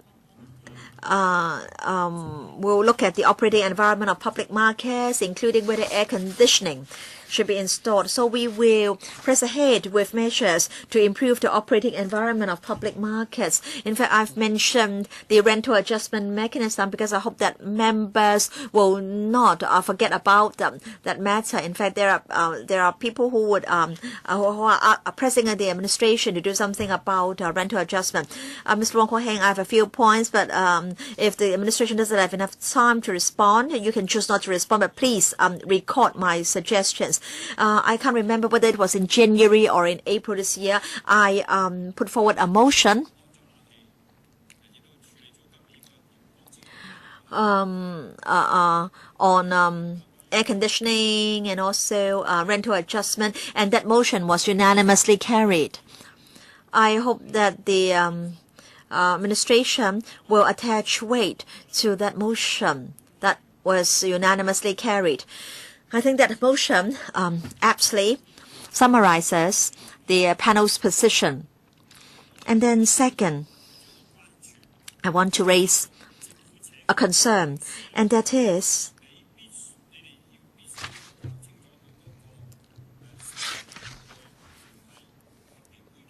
when you choose the consultant, you have to be very clear about the background of this consultant and its business ties. Now, the two supermarket chains are extremely influential, and if we hire a consultant which has extensive business ties and links with the business groups operating the two supermarket chains, then the 70-odd public markets will be adversely affected. I'm just concerned that the outcome of the consultancy study will benefit the two supermarket chains and directly at the expense of the markets, public markets. And then air conditioning. I hope that the administration will remember the views expressed by members and also the views expressed by deputations during the public hearings. Do not complicate simple things. The tenants already expressed that they are willing to pay for the air conditioning fees for the space where they operate their business on, and this view has been expressed many times. If the tenants are willing to pay for the fees, then let's go ahead. Why do we need to have all the consultancy studies, so on and so forth? It's very simple. Don't complicate matters. When we visited the markets, we found that there are two situations. Some markets have air conditioning, some have not. For Yuen Street Market, there are no tenants, not a fly. Even they will drop a bomb there, not a fly will be hurt. So what's the point? I hope the administration would face up to the issue squarely. Don't dodge the issue. no time for response. Thank you. Next, Mr. Tommy Zhang, followed by Mr. Raymond Wong. I differ from Mr. Wong Kwok-hing, but it's no surprise. What I want to say is that I don't want to simplify the issue of air conditioning. I all along support the government in installing air conditioners, and with good businesses, the government can then increase rent. This is the stance of the Liberal Party. 2 points I'd like to make on this consultancy report. I think that this department should approach the efficiency unit. I have been working with the efficiency unit on a number of issues. I think this is the only government department that understands truly how businesses are operated in Hong Kong. I think that before you commission the consultant, you should approach the efficiency unit and ask the unit which consultant you should ask. Well, I don't know whether colleagues go to wet markets. I frequently go to wet markets. I don't think wet markets are only for grassrooters, because I frequent wet markets, and if I call myself a grassrooter, I will be laughed at. I think wet markets are not just for the grassrooters.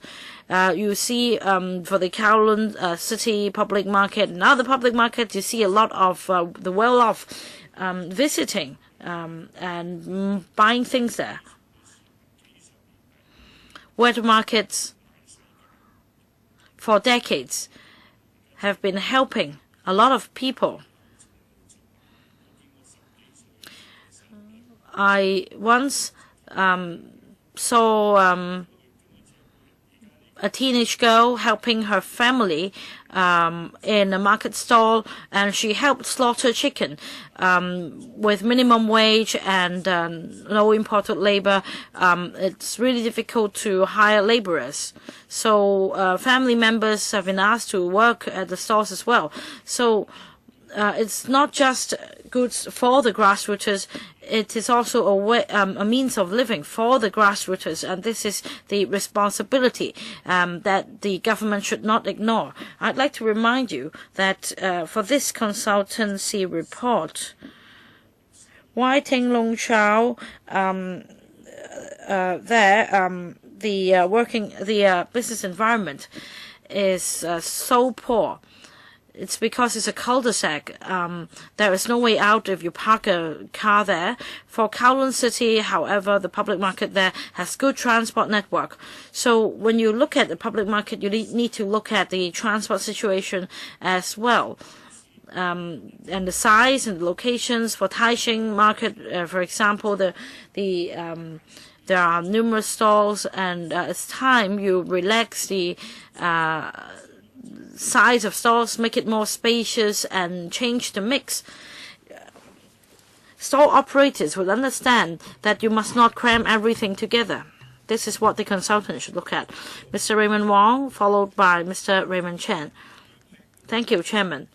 Chairman, you are actually leading us to criticize the administration's paper. Well, we don't need any hint from you. There are criticisms to pass on for failing to improve the environment of public markets.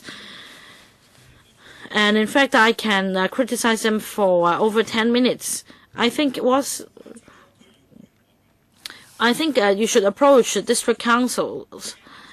No consultant will know better than the district councils, because they get in contact with residents on a daily basis, and you're wasting money instead on in commissioning a consultant.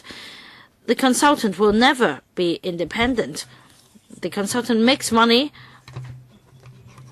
The consultant may also favor some party. For example, according to the Consumer Council's price survey, I'll take this as the consultant. Well, there is a monthly survey report. In fact, this idea is very strange. You are resorting to the survey conducted by the Consumer Council to deny the fact that the price of goods in public markets is lower than that in supermarkets, so that you have a reason or an excuse to increase rent. Now, we are the leftists, we are in the left wing. Of course, we want to improve the environment of public market. I was on the PAC, Mr. Eleanor was also in the PAC. Now, the audit report is value for money audit. You have been criticized for being ineffective, and every year the Undersecretary only gave us this audit report and told us that improvements had to be made. However, what kind of improvements are you going to make is on the environment or operating environment of public markets. You should think from the perspective of grassroots, so that not only do they get cheaper goods, they get the means of living. The government, well, if you just think from the perspective of the government and that the government has to save cars, etc., etc., then you could save it. Just turn all of them into supermarkets. So we really have no hope in this report. You don't need to commission a consultant. Just go and approach the district councils. When the municipal councils were abolished, we already suggested that these functions of municipal management should be delegated to district councils. Instead, you're wasting money to commission a consultant. Mr. Raymond Chan and then another member. Thank you, Chairman. Our panel does have a unanimous view. We think that the administration should improve the environment of public markets before talking about defreezing the rental. But today, the administration's paper is suggesting that rent be increased as soon as possible. So where does the pressure come from? It's not financial pressure. Is it because of the PAC's criticism that you want a rental increase? In fact, the panel also exerts pressure on you. We want you to continue to freeze the rent. And for public market stalls, well, we're seeing an oversupply here. There are a lot of vacant stalls. However, the administration only wants to end the rental freeze as soon as possible. We have visited a number of markets. I visited 3 public markets. Some of them have air conditioning, some of them not. And most of the operators told us that business hasn't been very good. So the problem is not about rent increase. The problem is that even the tenants would like to return the stalls to you. Now, the rental freeze would end towards the end of this year. Is there a proposal to further extend the freeze, or are you going to submit the consultancy report before the end of this year, and then you will kickstart the arrangement for rental increase? Under Secretary. Now, this consultancy study hasn't started yet. We hope that by next year we'll be able to give you a holistic proposal on improving the environment of public markets. As said just now, it is also the members' wish that we make this improvement first. Air conditioning is also part of it, and we will try to work according to our timetable and have it done as soon as possible. As for rental freeze, we didn't say as soon as possible. It says here that it will be done in due course, and we must not forget this termination of rental freeze, as mentioned in the report. Can you tell the tenants whether you have any proposal to extend the rental freeze by, say, half a year or a year, so that they can be prepared? Under Secretary. I think at this juncture, I can only say that it will be done at an appropriate time. Mr. Lee Cheuk-yan, and then Dr. Hon Wong. Mr. Lee, please. I always think that consultants are superfluous. If you want consultants to manage public markets, then you should ask somebody to manage Hong Kong instead of CY Leung. Now, I'm talking about paragraph 5 of the paper. This is our concern. As for the handling of suggestions and aspirations related to the provision of new markets, it does not fall within the scope of the study. I don't know whether this is good news or not. Well, I am okay whether or not the consultant looks into new markets, but I have talked about this a lot of times at this panel. That's the Tin Shui Wai market. Tin Shui Wai is monopolized by or dominated by the link, and when we asked whether a new market would be built, the administration replied that a study has to be conducted first to look at the positioning of wet markets. But wet markets, we don't need to know the positioning. Grassroots as well as other people can patronize the market stalls, and it's part of the community. It also helps enhance social harmony. It breaks the ice between people. So you should think from the perspective of the people. And in the interest of the people, something should be done to the level of rent so that people don't need to suffer from pricey goods. For Tin Shui Wai, I have reiterated many times, grocery shopping in Tin Shui Wai is much more expensive in Mong Kok, Causeway Bay, Wan Chai, so on and so forth.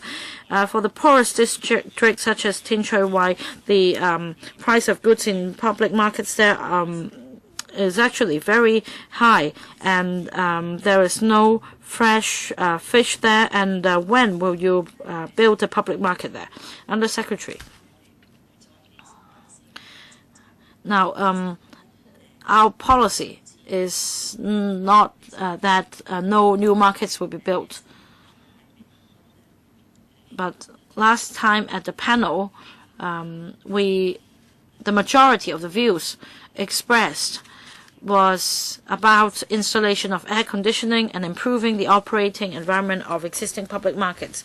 So our focus is on these issues. We hope that the consultants will look at these issues. I don't mind if the consultant would only look at these issues, but although I think he is superfluous, my question is, when will you provide a new market? Well, if you want a new market, according to our assessment, you need resources, you need land, you also need consideration of whether public money is properly used. For example, the demographic situation and the local residents' needs. We need to go through all these assessments, and more time is needed, and the procedure is more complex. So it's not included in this consultant's report. We hope that within a certain time frame we will be able to address the demands and requests from members as well as the general public. Chairman, in short, they are delaying matters about Tin Shui Wai. Ms. Helena Wong. Chairman, I wish to follow up on Mr. Lee Cheuk-yan's comment. Paragraph 5. I hope that the consultant will also look at the demand for new markets and where new markets should be built in what districts. In Tin Shui Wai, the residents have no choice. They have to patronize the link markets. And what about like Chi Kok, Hoi Lai Estate? The tenants complain that they have to walk all the way to Cheung Sha Wan and Sham Shui Po. Many of them need to carry babies when they go to the market. So how come they're telling us that you haven't heard a request for new markets? All right. Concerning northeastern NT. Now, of course, I understand that you're not from the Development Bureau, but is it that you're not going to provide public markets in that area? Is it that all the residents will have to patronize supermarkets? Is it that you want people to take to the streets before you take some action? If there are no public markets, then people's choices will be very limited. They can only patronize the big supermarkets. This is not something that we want to see happen. Now, we hope that we can have supermarkets as well as public markets. We hope that consumers can have more choices. We hope that people who operate as store lessees in markets can earn a living. I want to say that people's choices are now limited. Hoi Fu in Yau Ma Tei, recently there has been a signature complaint and a few thousand signatures have been collected. This is because the link has asked all the lessees to leave in August. The tenancies will not be renewed. In the area, there are 3 big supermarkets. And the link is trying to drive away these small shops, the small lessees. Of course, you will tell me that you cannot control what the link does. So I hope that the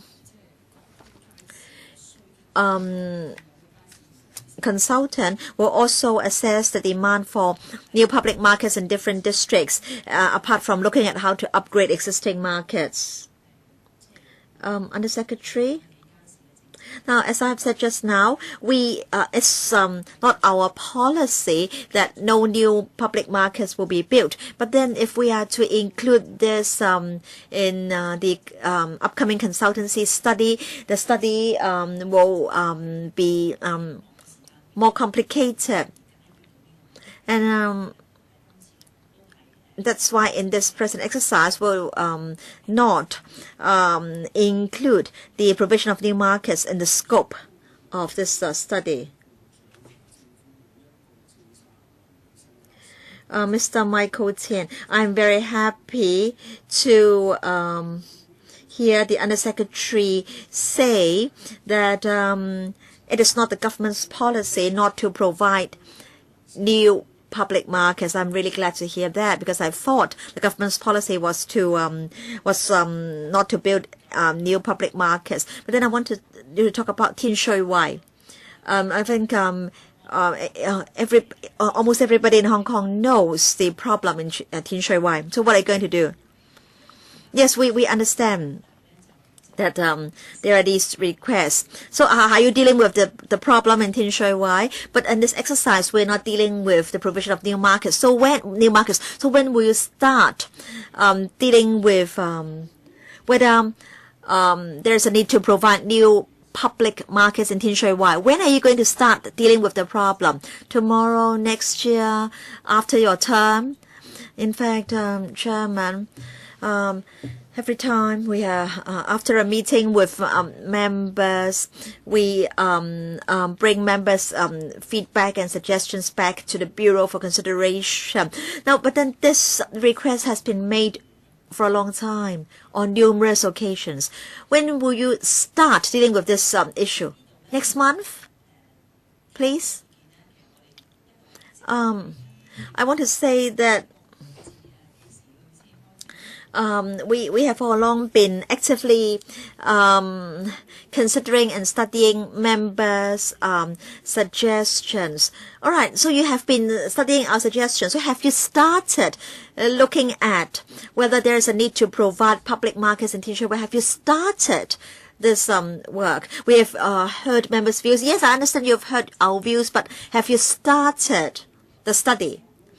We have been studying members' views. Now, so I think you haven't really started the work, and I really hope that you can start an internal discussion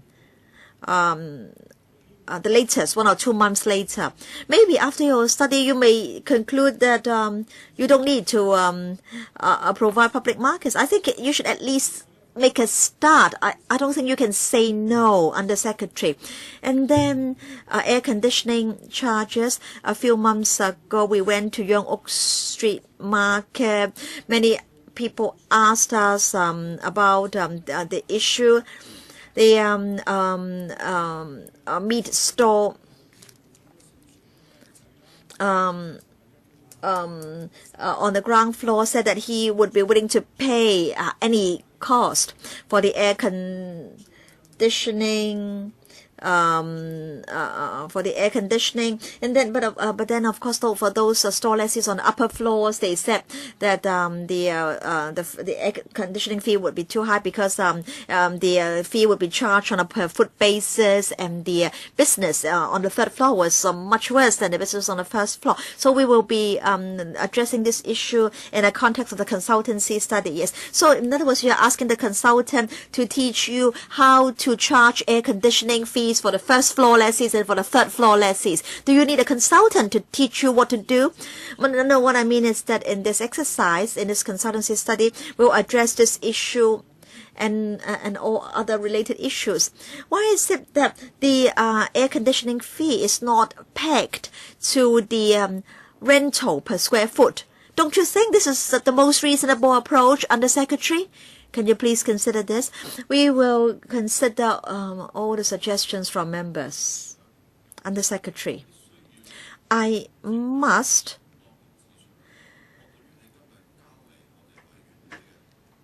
tell the administration and you that this paper is alarmingly empty. It lacks substance. And this is a 4-page paper. In fact, we only have more than 3 pages. And in fact, we said at a very early stage that there would be progress reports in January, April, July. We would deal with the operating environment of public markets, and then we would deal with the rental adjustment mechanism. The Bureau knew our timetable at a very early stage. And in fact, at the meeting in April, we agreed that as the Bureau was sincere in carrying out a comprehensive review of its public market policy, we would try to accommodate the administration's timetable. Now, you know, today's meeting is probably the last meeting of the panel in this session, and so I asked the clerk to ask you to show us the brief for the consultant at this meeting. And then you said no, you couldn't, but you said that you would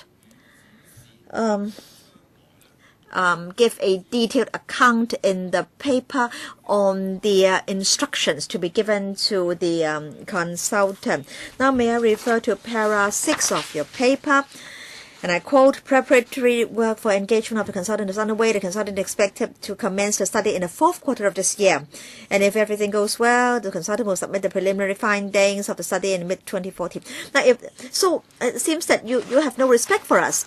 This consultant will commence the study in the 4th quarter of the year, and we will resume after the summer recess in the 4th quarter of the year. So that would mean that you will not be inviting our views or input with regard to the brief for the consultant. So when I received the paper, I was really shocked.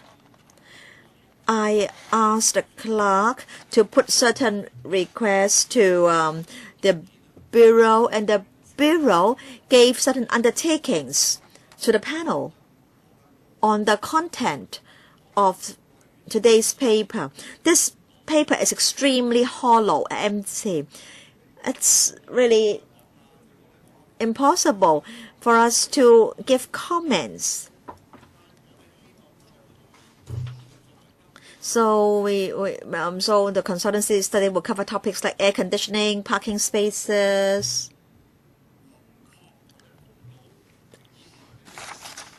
I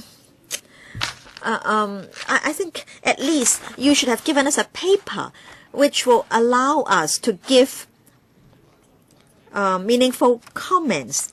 And then you're saying in the last paragraph of the paper that the administration will bring up the proposed rental adjustment mechanism for discussion by the panel in due course. Now, according to your timetable, the preliminary findings of the consultant won't be available till the middle of next year. All right. After you've got the preliminary findings, you have to have discussions of the panel. You have to have discussions of the stakeholders. So,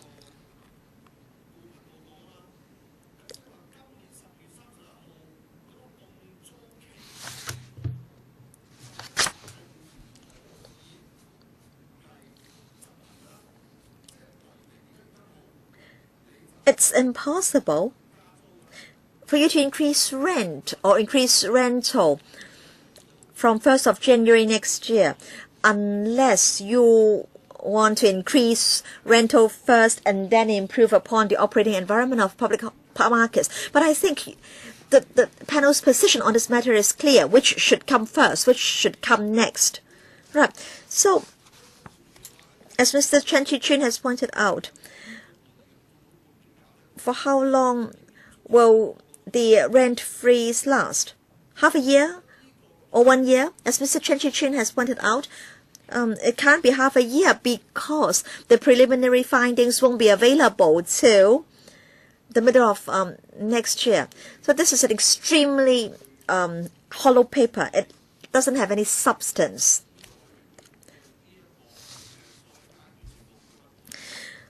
This panel is disappointed with this so-called progress report. All right? Perhaps I'll give you some time to respond. Do you wish to respond? Yes, I thank Mr. Leung for his comments. All the comments members have made today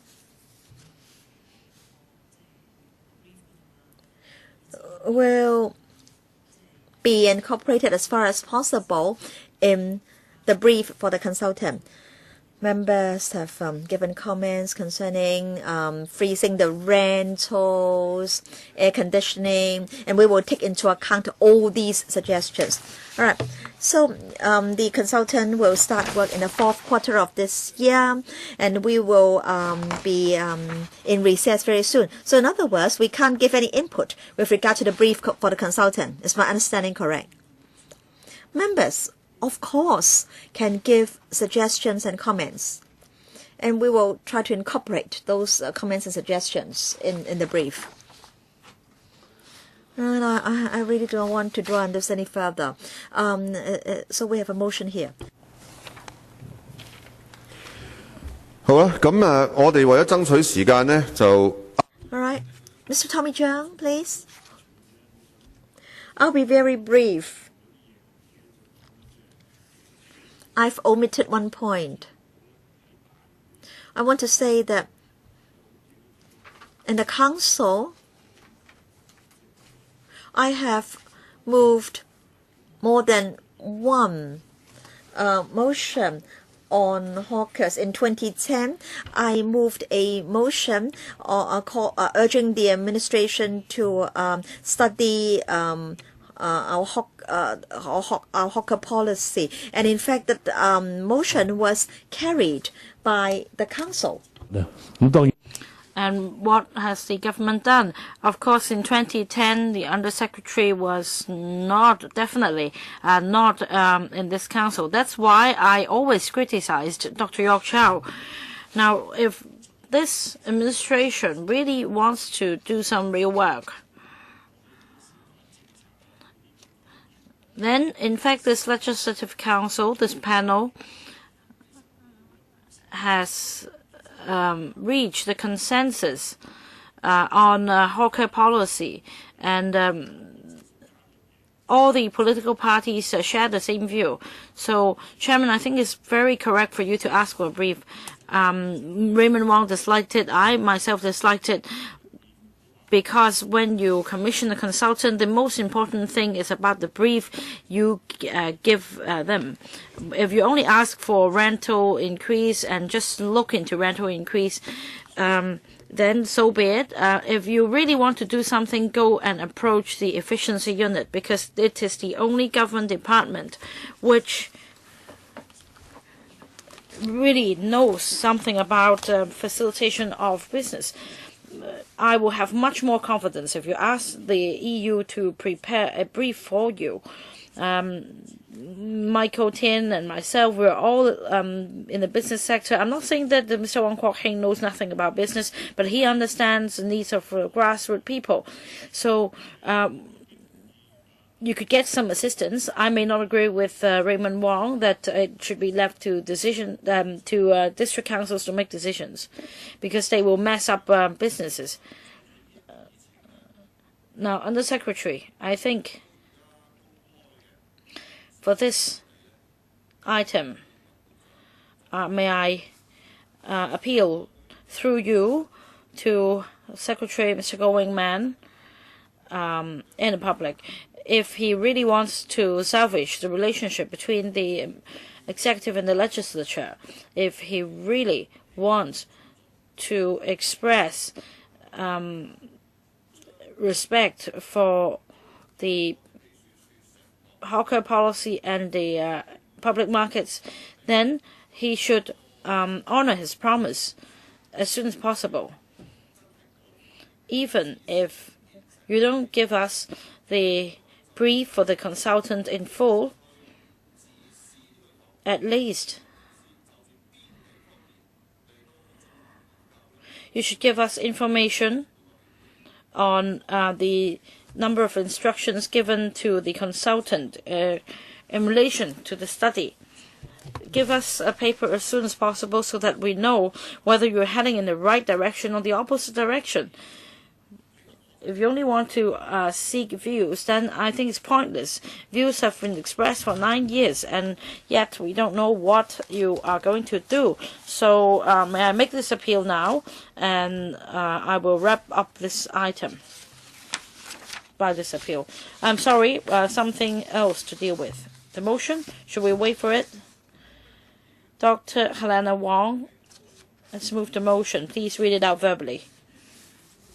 This motion is about the points raised by myself and Michael Tin about new markets. I move that the Food and Health Bureau study as soon as possible the proposal to set up new markets in Tin Shui Wai and Lai Chi Kok, so that there will be more choices for consumers. This panel urges the Food and Health Bureau to study as soon as possible the setting up of new markets in Tin Shui Wai and Lai Chi Kok to protect consumers' right to have choices. I'd like to say something about Lai Chi Kok because not many people are familiar with the situation there. In Hoi Lai Estate, there are over 10 blocks of PRH there, multi-story buildings, and there are also the four dragons, meaning the 4 private estates there. And those residents in the private estates told me that they need to travel far to do grocery shopping. The same applies to PRH tenants as well. I see Michael Tin has also raised his hand. I wonder if members like to deal with this motion today. I don't want to exercise my power as chairman to just throw away this motion. However, this motion doesn't 100% relate to this agenda item because you're talking about new markets in Tin Shui Wai and Lai Chi Kok. So I'll hear from members first. Michael Tin. I agree, and I second Dr. Helena Wong's motion. You are not a member of this panel. I'm sorry, you can't be a seconder. Tommy Cheung, Chairman. Let's talk about the agenda. The fire services well, that agenda item really affects my sector. Now, it's very important, and I can see the time is running out, so may I ask this to be done? Well, they're talking about the preliminary measures to be rolled out in the first quarter of 2014.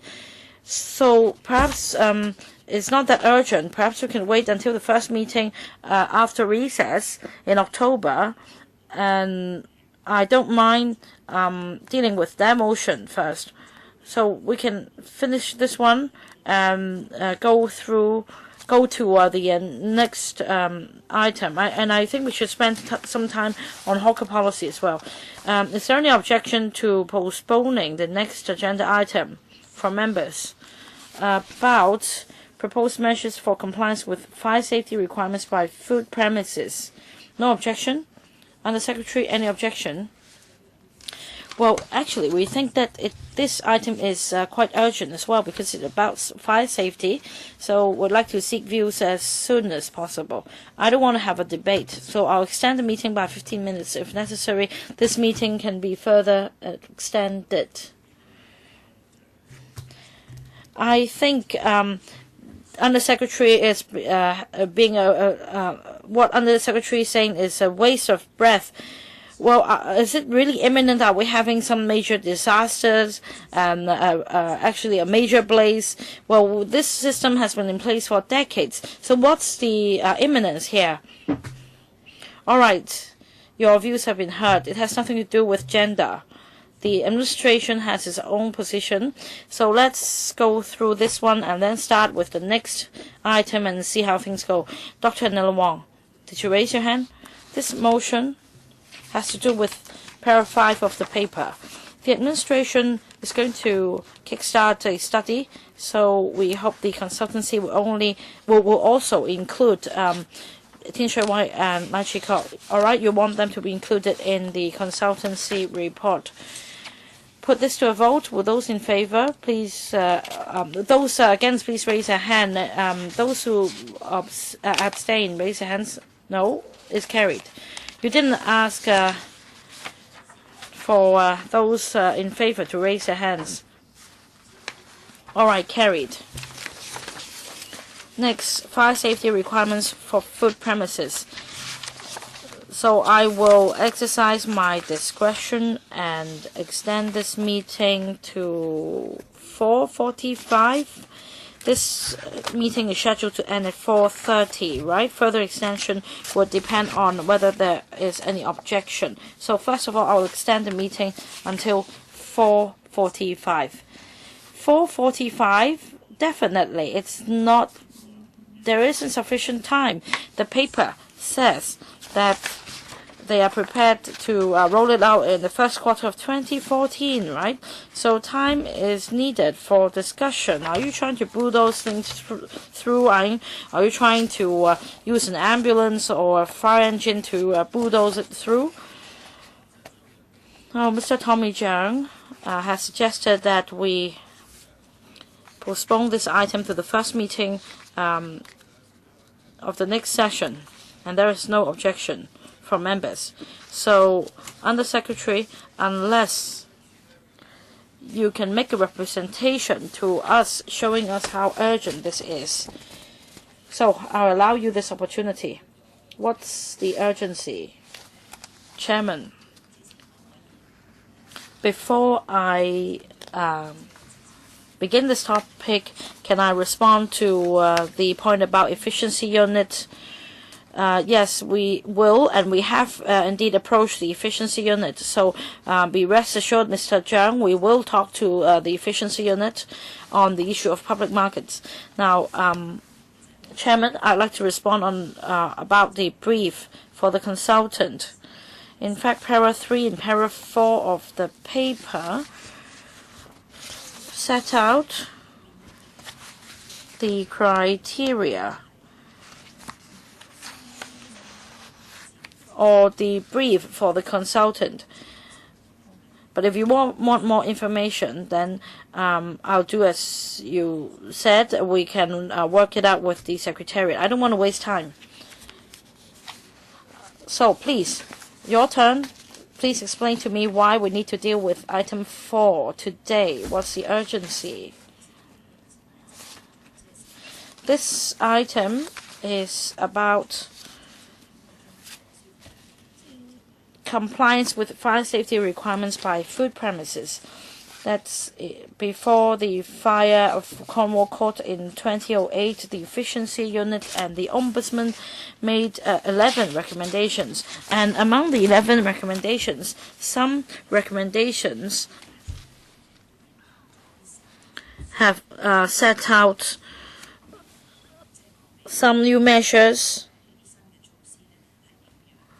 based on the recommendations, and we would like to brief members on these measures. And we have also conducted a business impact assessment (BIA) upon the advice of the efficiency unit, and we'd like to brief members on any potential impact on the sector.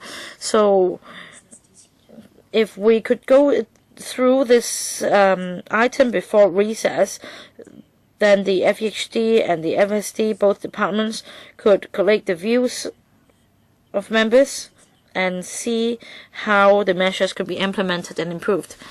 Now, under Secretary, the Cornwall Court fire happened in 2008, or in August 2008.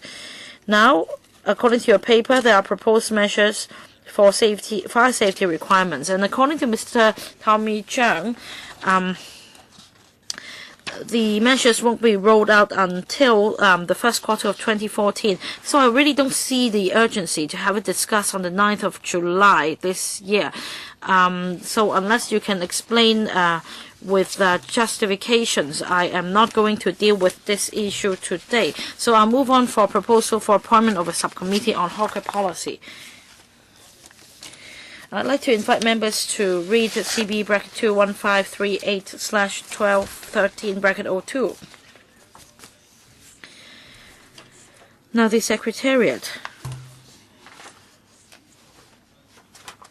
based on our agreement to set up a subcommittee to review the hawker policy and to improve the business environment for hawker and the management of hawker areas,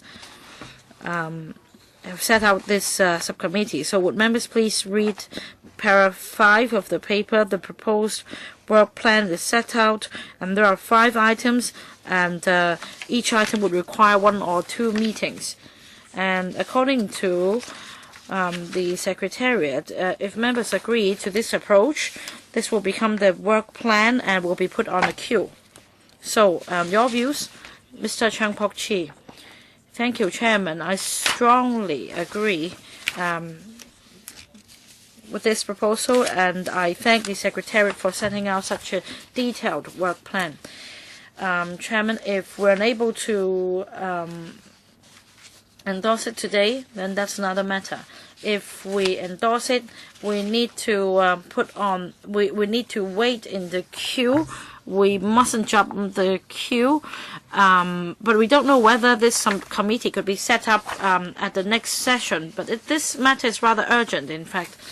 Madam Clerk, if members endorse the appointment of the subcommittee with the proposed terms of reference, we will be put on a queue, and we're in the 4th position at present.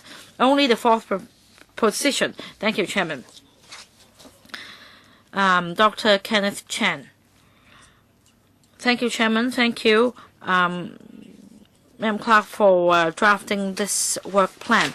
As said by the other member, we are all committed to this long-standing issue, and therefore we should endorse this proposal first and have it put on the queue. And if other members are also on other subcommittees, please finish your work as soon as possible so that we can move up the queue. And of course, members can continue to take up the matter with the Bureau. And last time, during the public hearing, some hawkers said that there should be a period of respite for all. Now, I think we need to make it clear that we're not trying to make things difficult for the hawkers and their assistants. We just hope that we can see some long-term development concerning our hawker policy so that more people who want to become hawkers can enter the trade and earn a living. Mr. Wong Kwok-hing, I think it's necessary for us to formulate a long-term and coherent hawker policy. I support the setting up of this subcommittee, Chairman. Mr. Tommy Cheung. Chairman, I usually have hesitation about setting up subcommittees. Now, we have been talking about hawker policies for a decade, and then we have a subcommittee on fisheries policies, and again, the discussion has gone on for a decade. But it seems that our suggestions have fallen on deaf ears. I don't know how we should deal with this government. Is it that they are deaf to our suggestions? They are blind to the slogans that we display. But anyway, we have been saying these things for a decade. There's no harm setting up a subcommittee, and I believe our recommendations will remain pretty much the same. But I don't think we should expect too much with regard to the administration's response. Is it that Mr. Wong Kwok-hing wants to leave the conference room in protest against what I have said? Right, and that's my suggestion. All right, so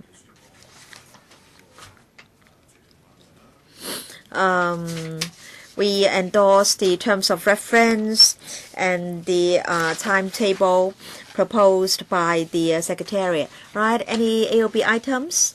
No? Meeting adjourned. Under Secretary, I just want to say this. Chairman, in fact, I have discussed with the Deputy Secretary concerning your decision on item 4 on the agenda. In fact, if we can discuss the paper today, then we will be able to implement the proposals in early 2014. We need to give adequate notice to the trade.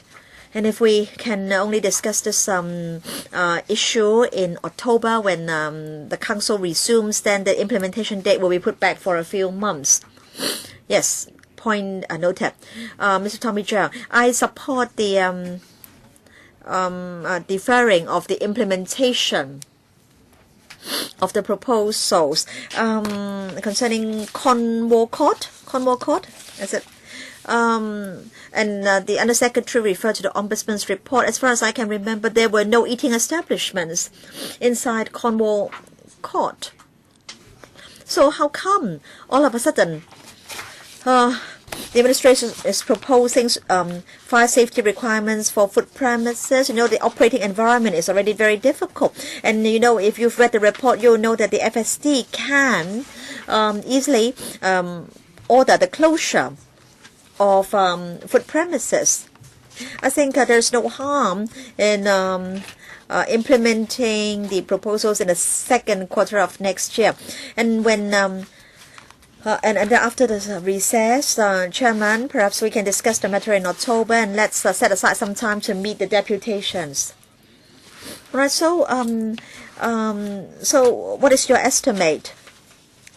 How much time do we need to discuss this issue? I think we need at least 1.5 hours. I think we can at most accommodate 2 items on the agenda. All right, perhaps we can ask the clerk to ask around. Now, Under Secretary, it is not that I don't want to deal with this item today. In fact, I really do not want to deal with this item. Now, neither I and members present are convinced that we should discuss this item before the recess. But if you feel that there is an urgent need for the panel to discuss this issue, you can write to the Secretariat, and then I will exercise my discretion as the chairman to issue a circular to members asking them whether they would want to hold a special meeting to discuss the matter. All right, so the decision has been made, and I think you understand my decision very well. I don't think this is a happy meeting. I want to say that concerning two of the agenda items, the administration's assignment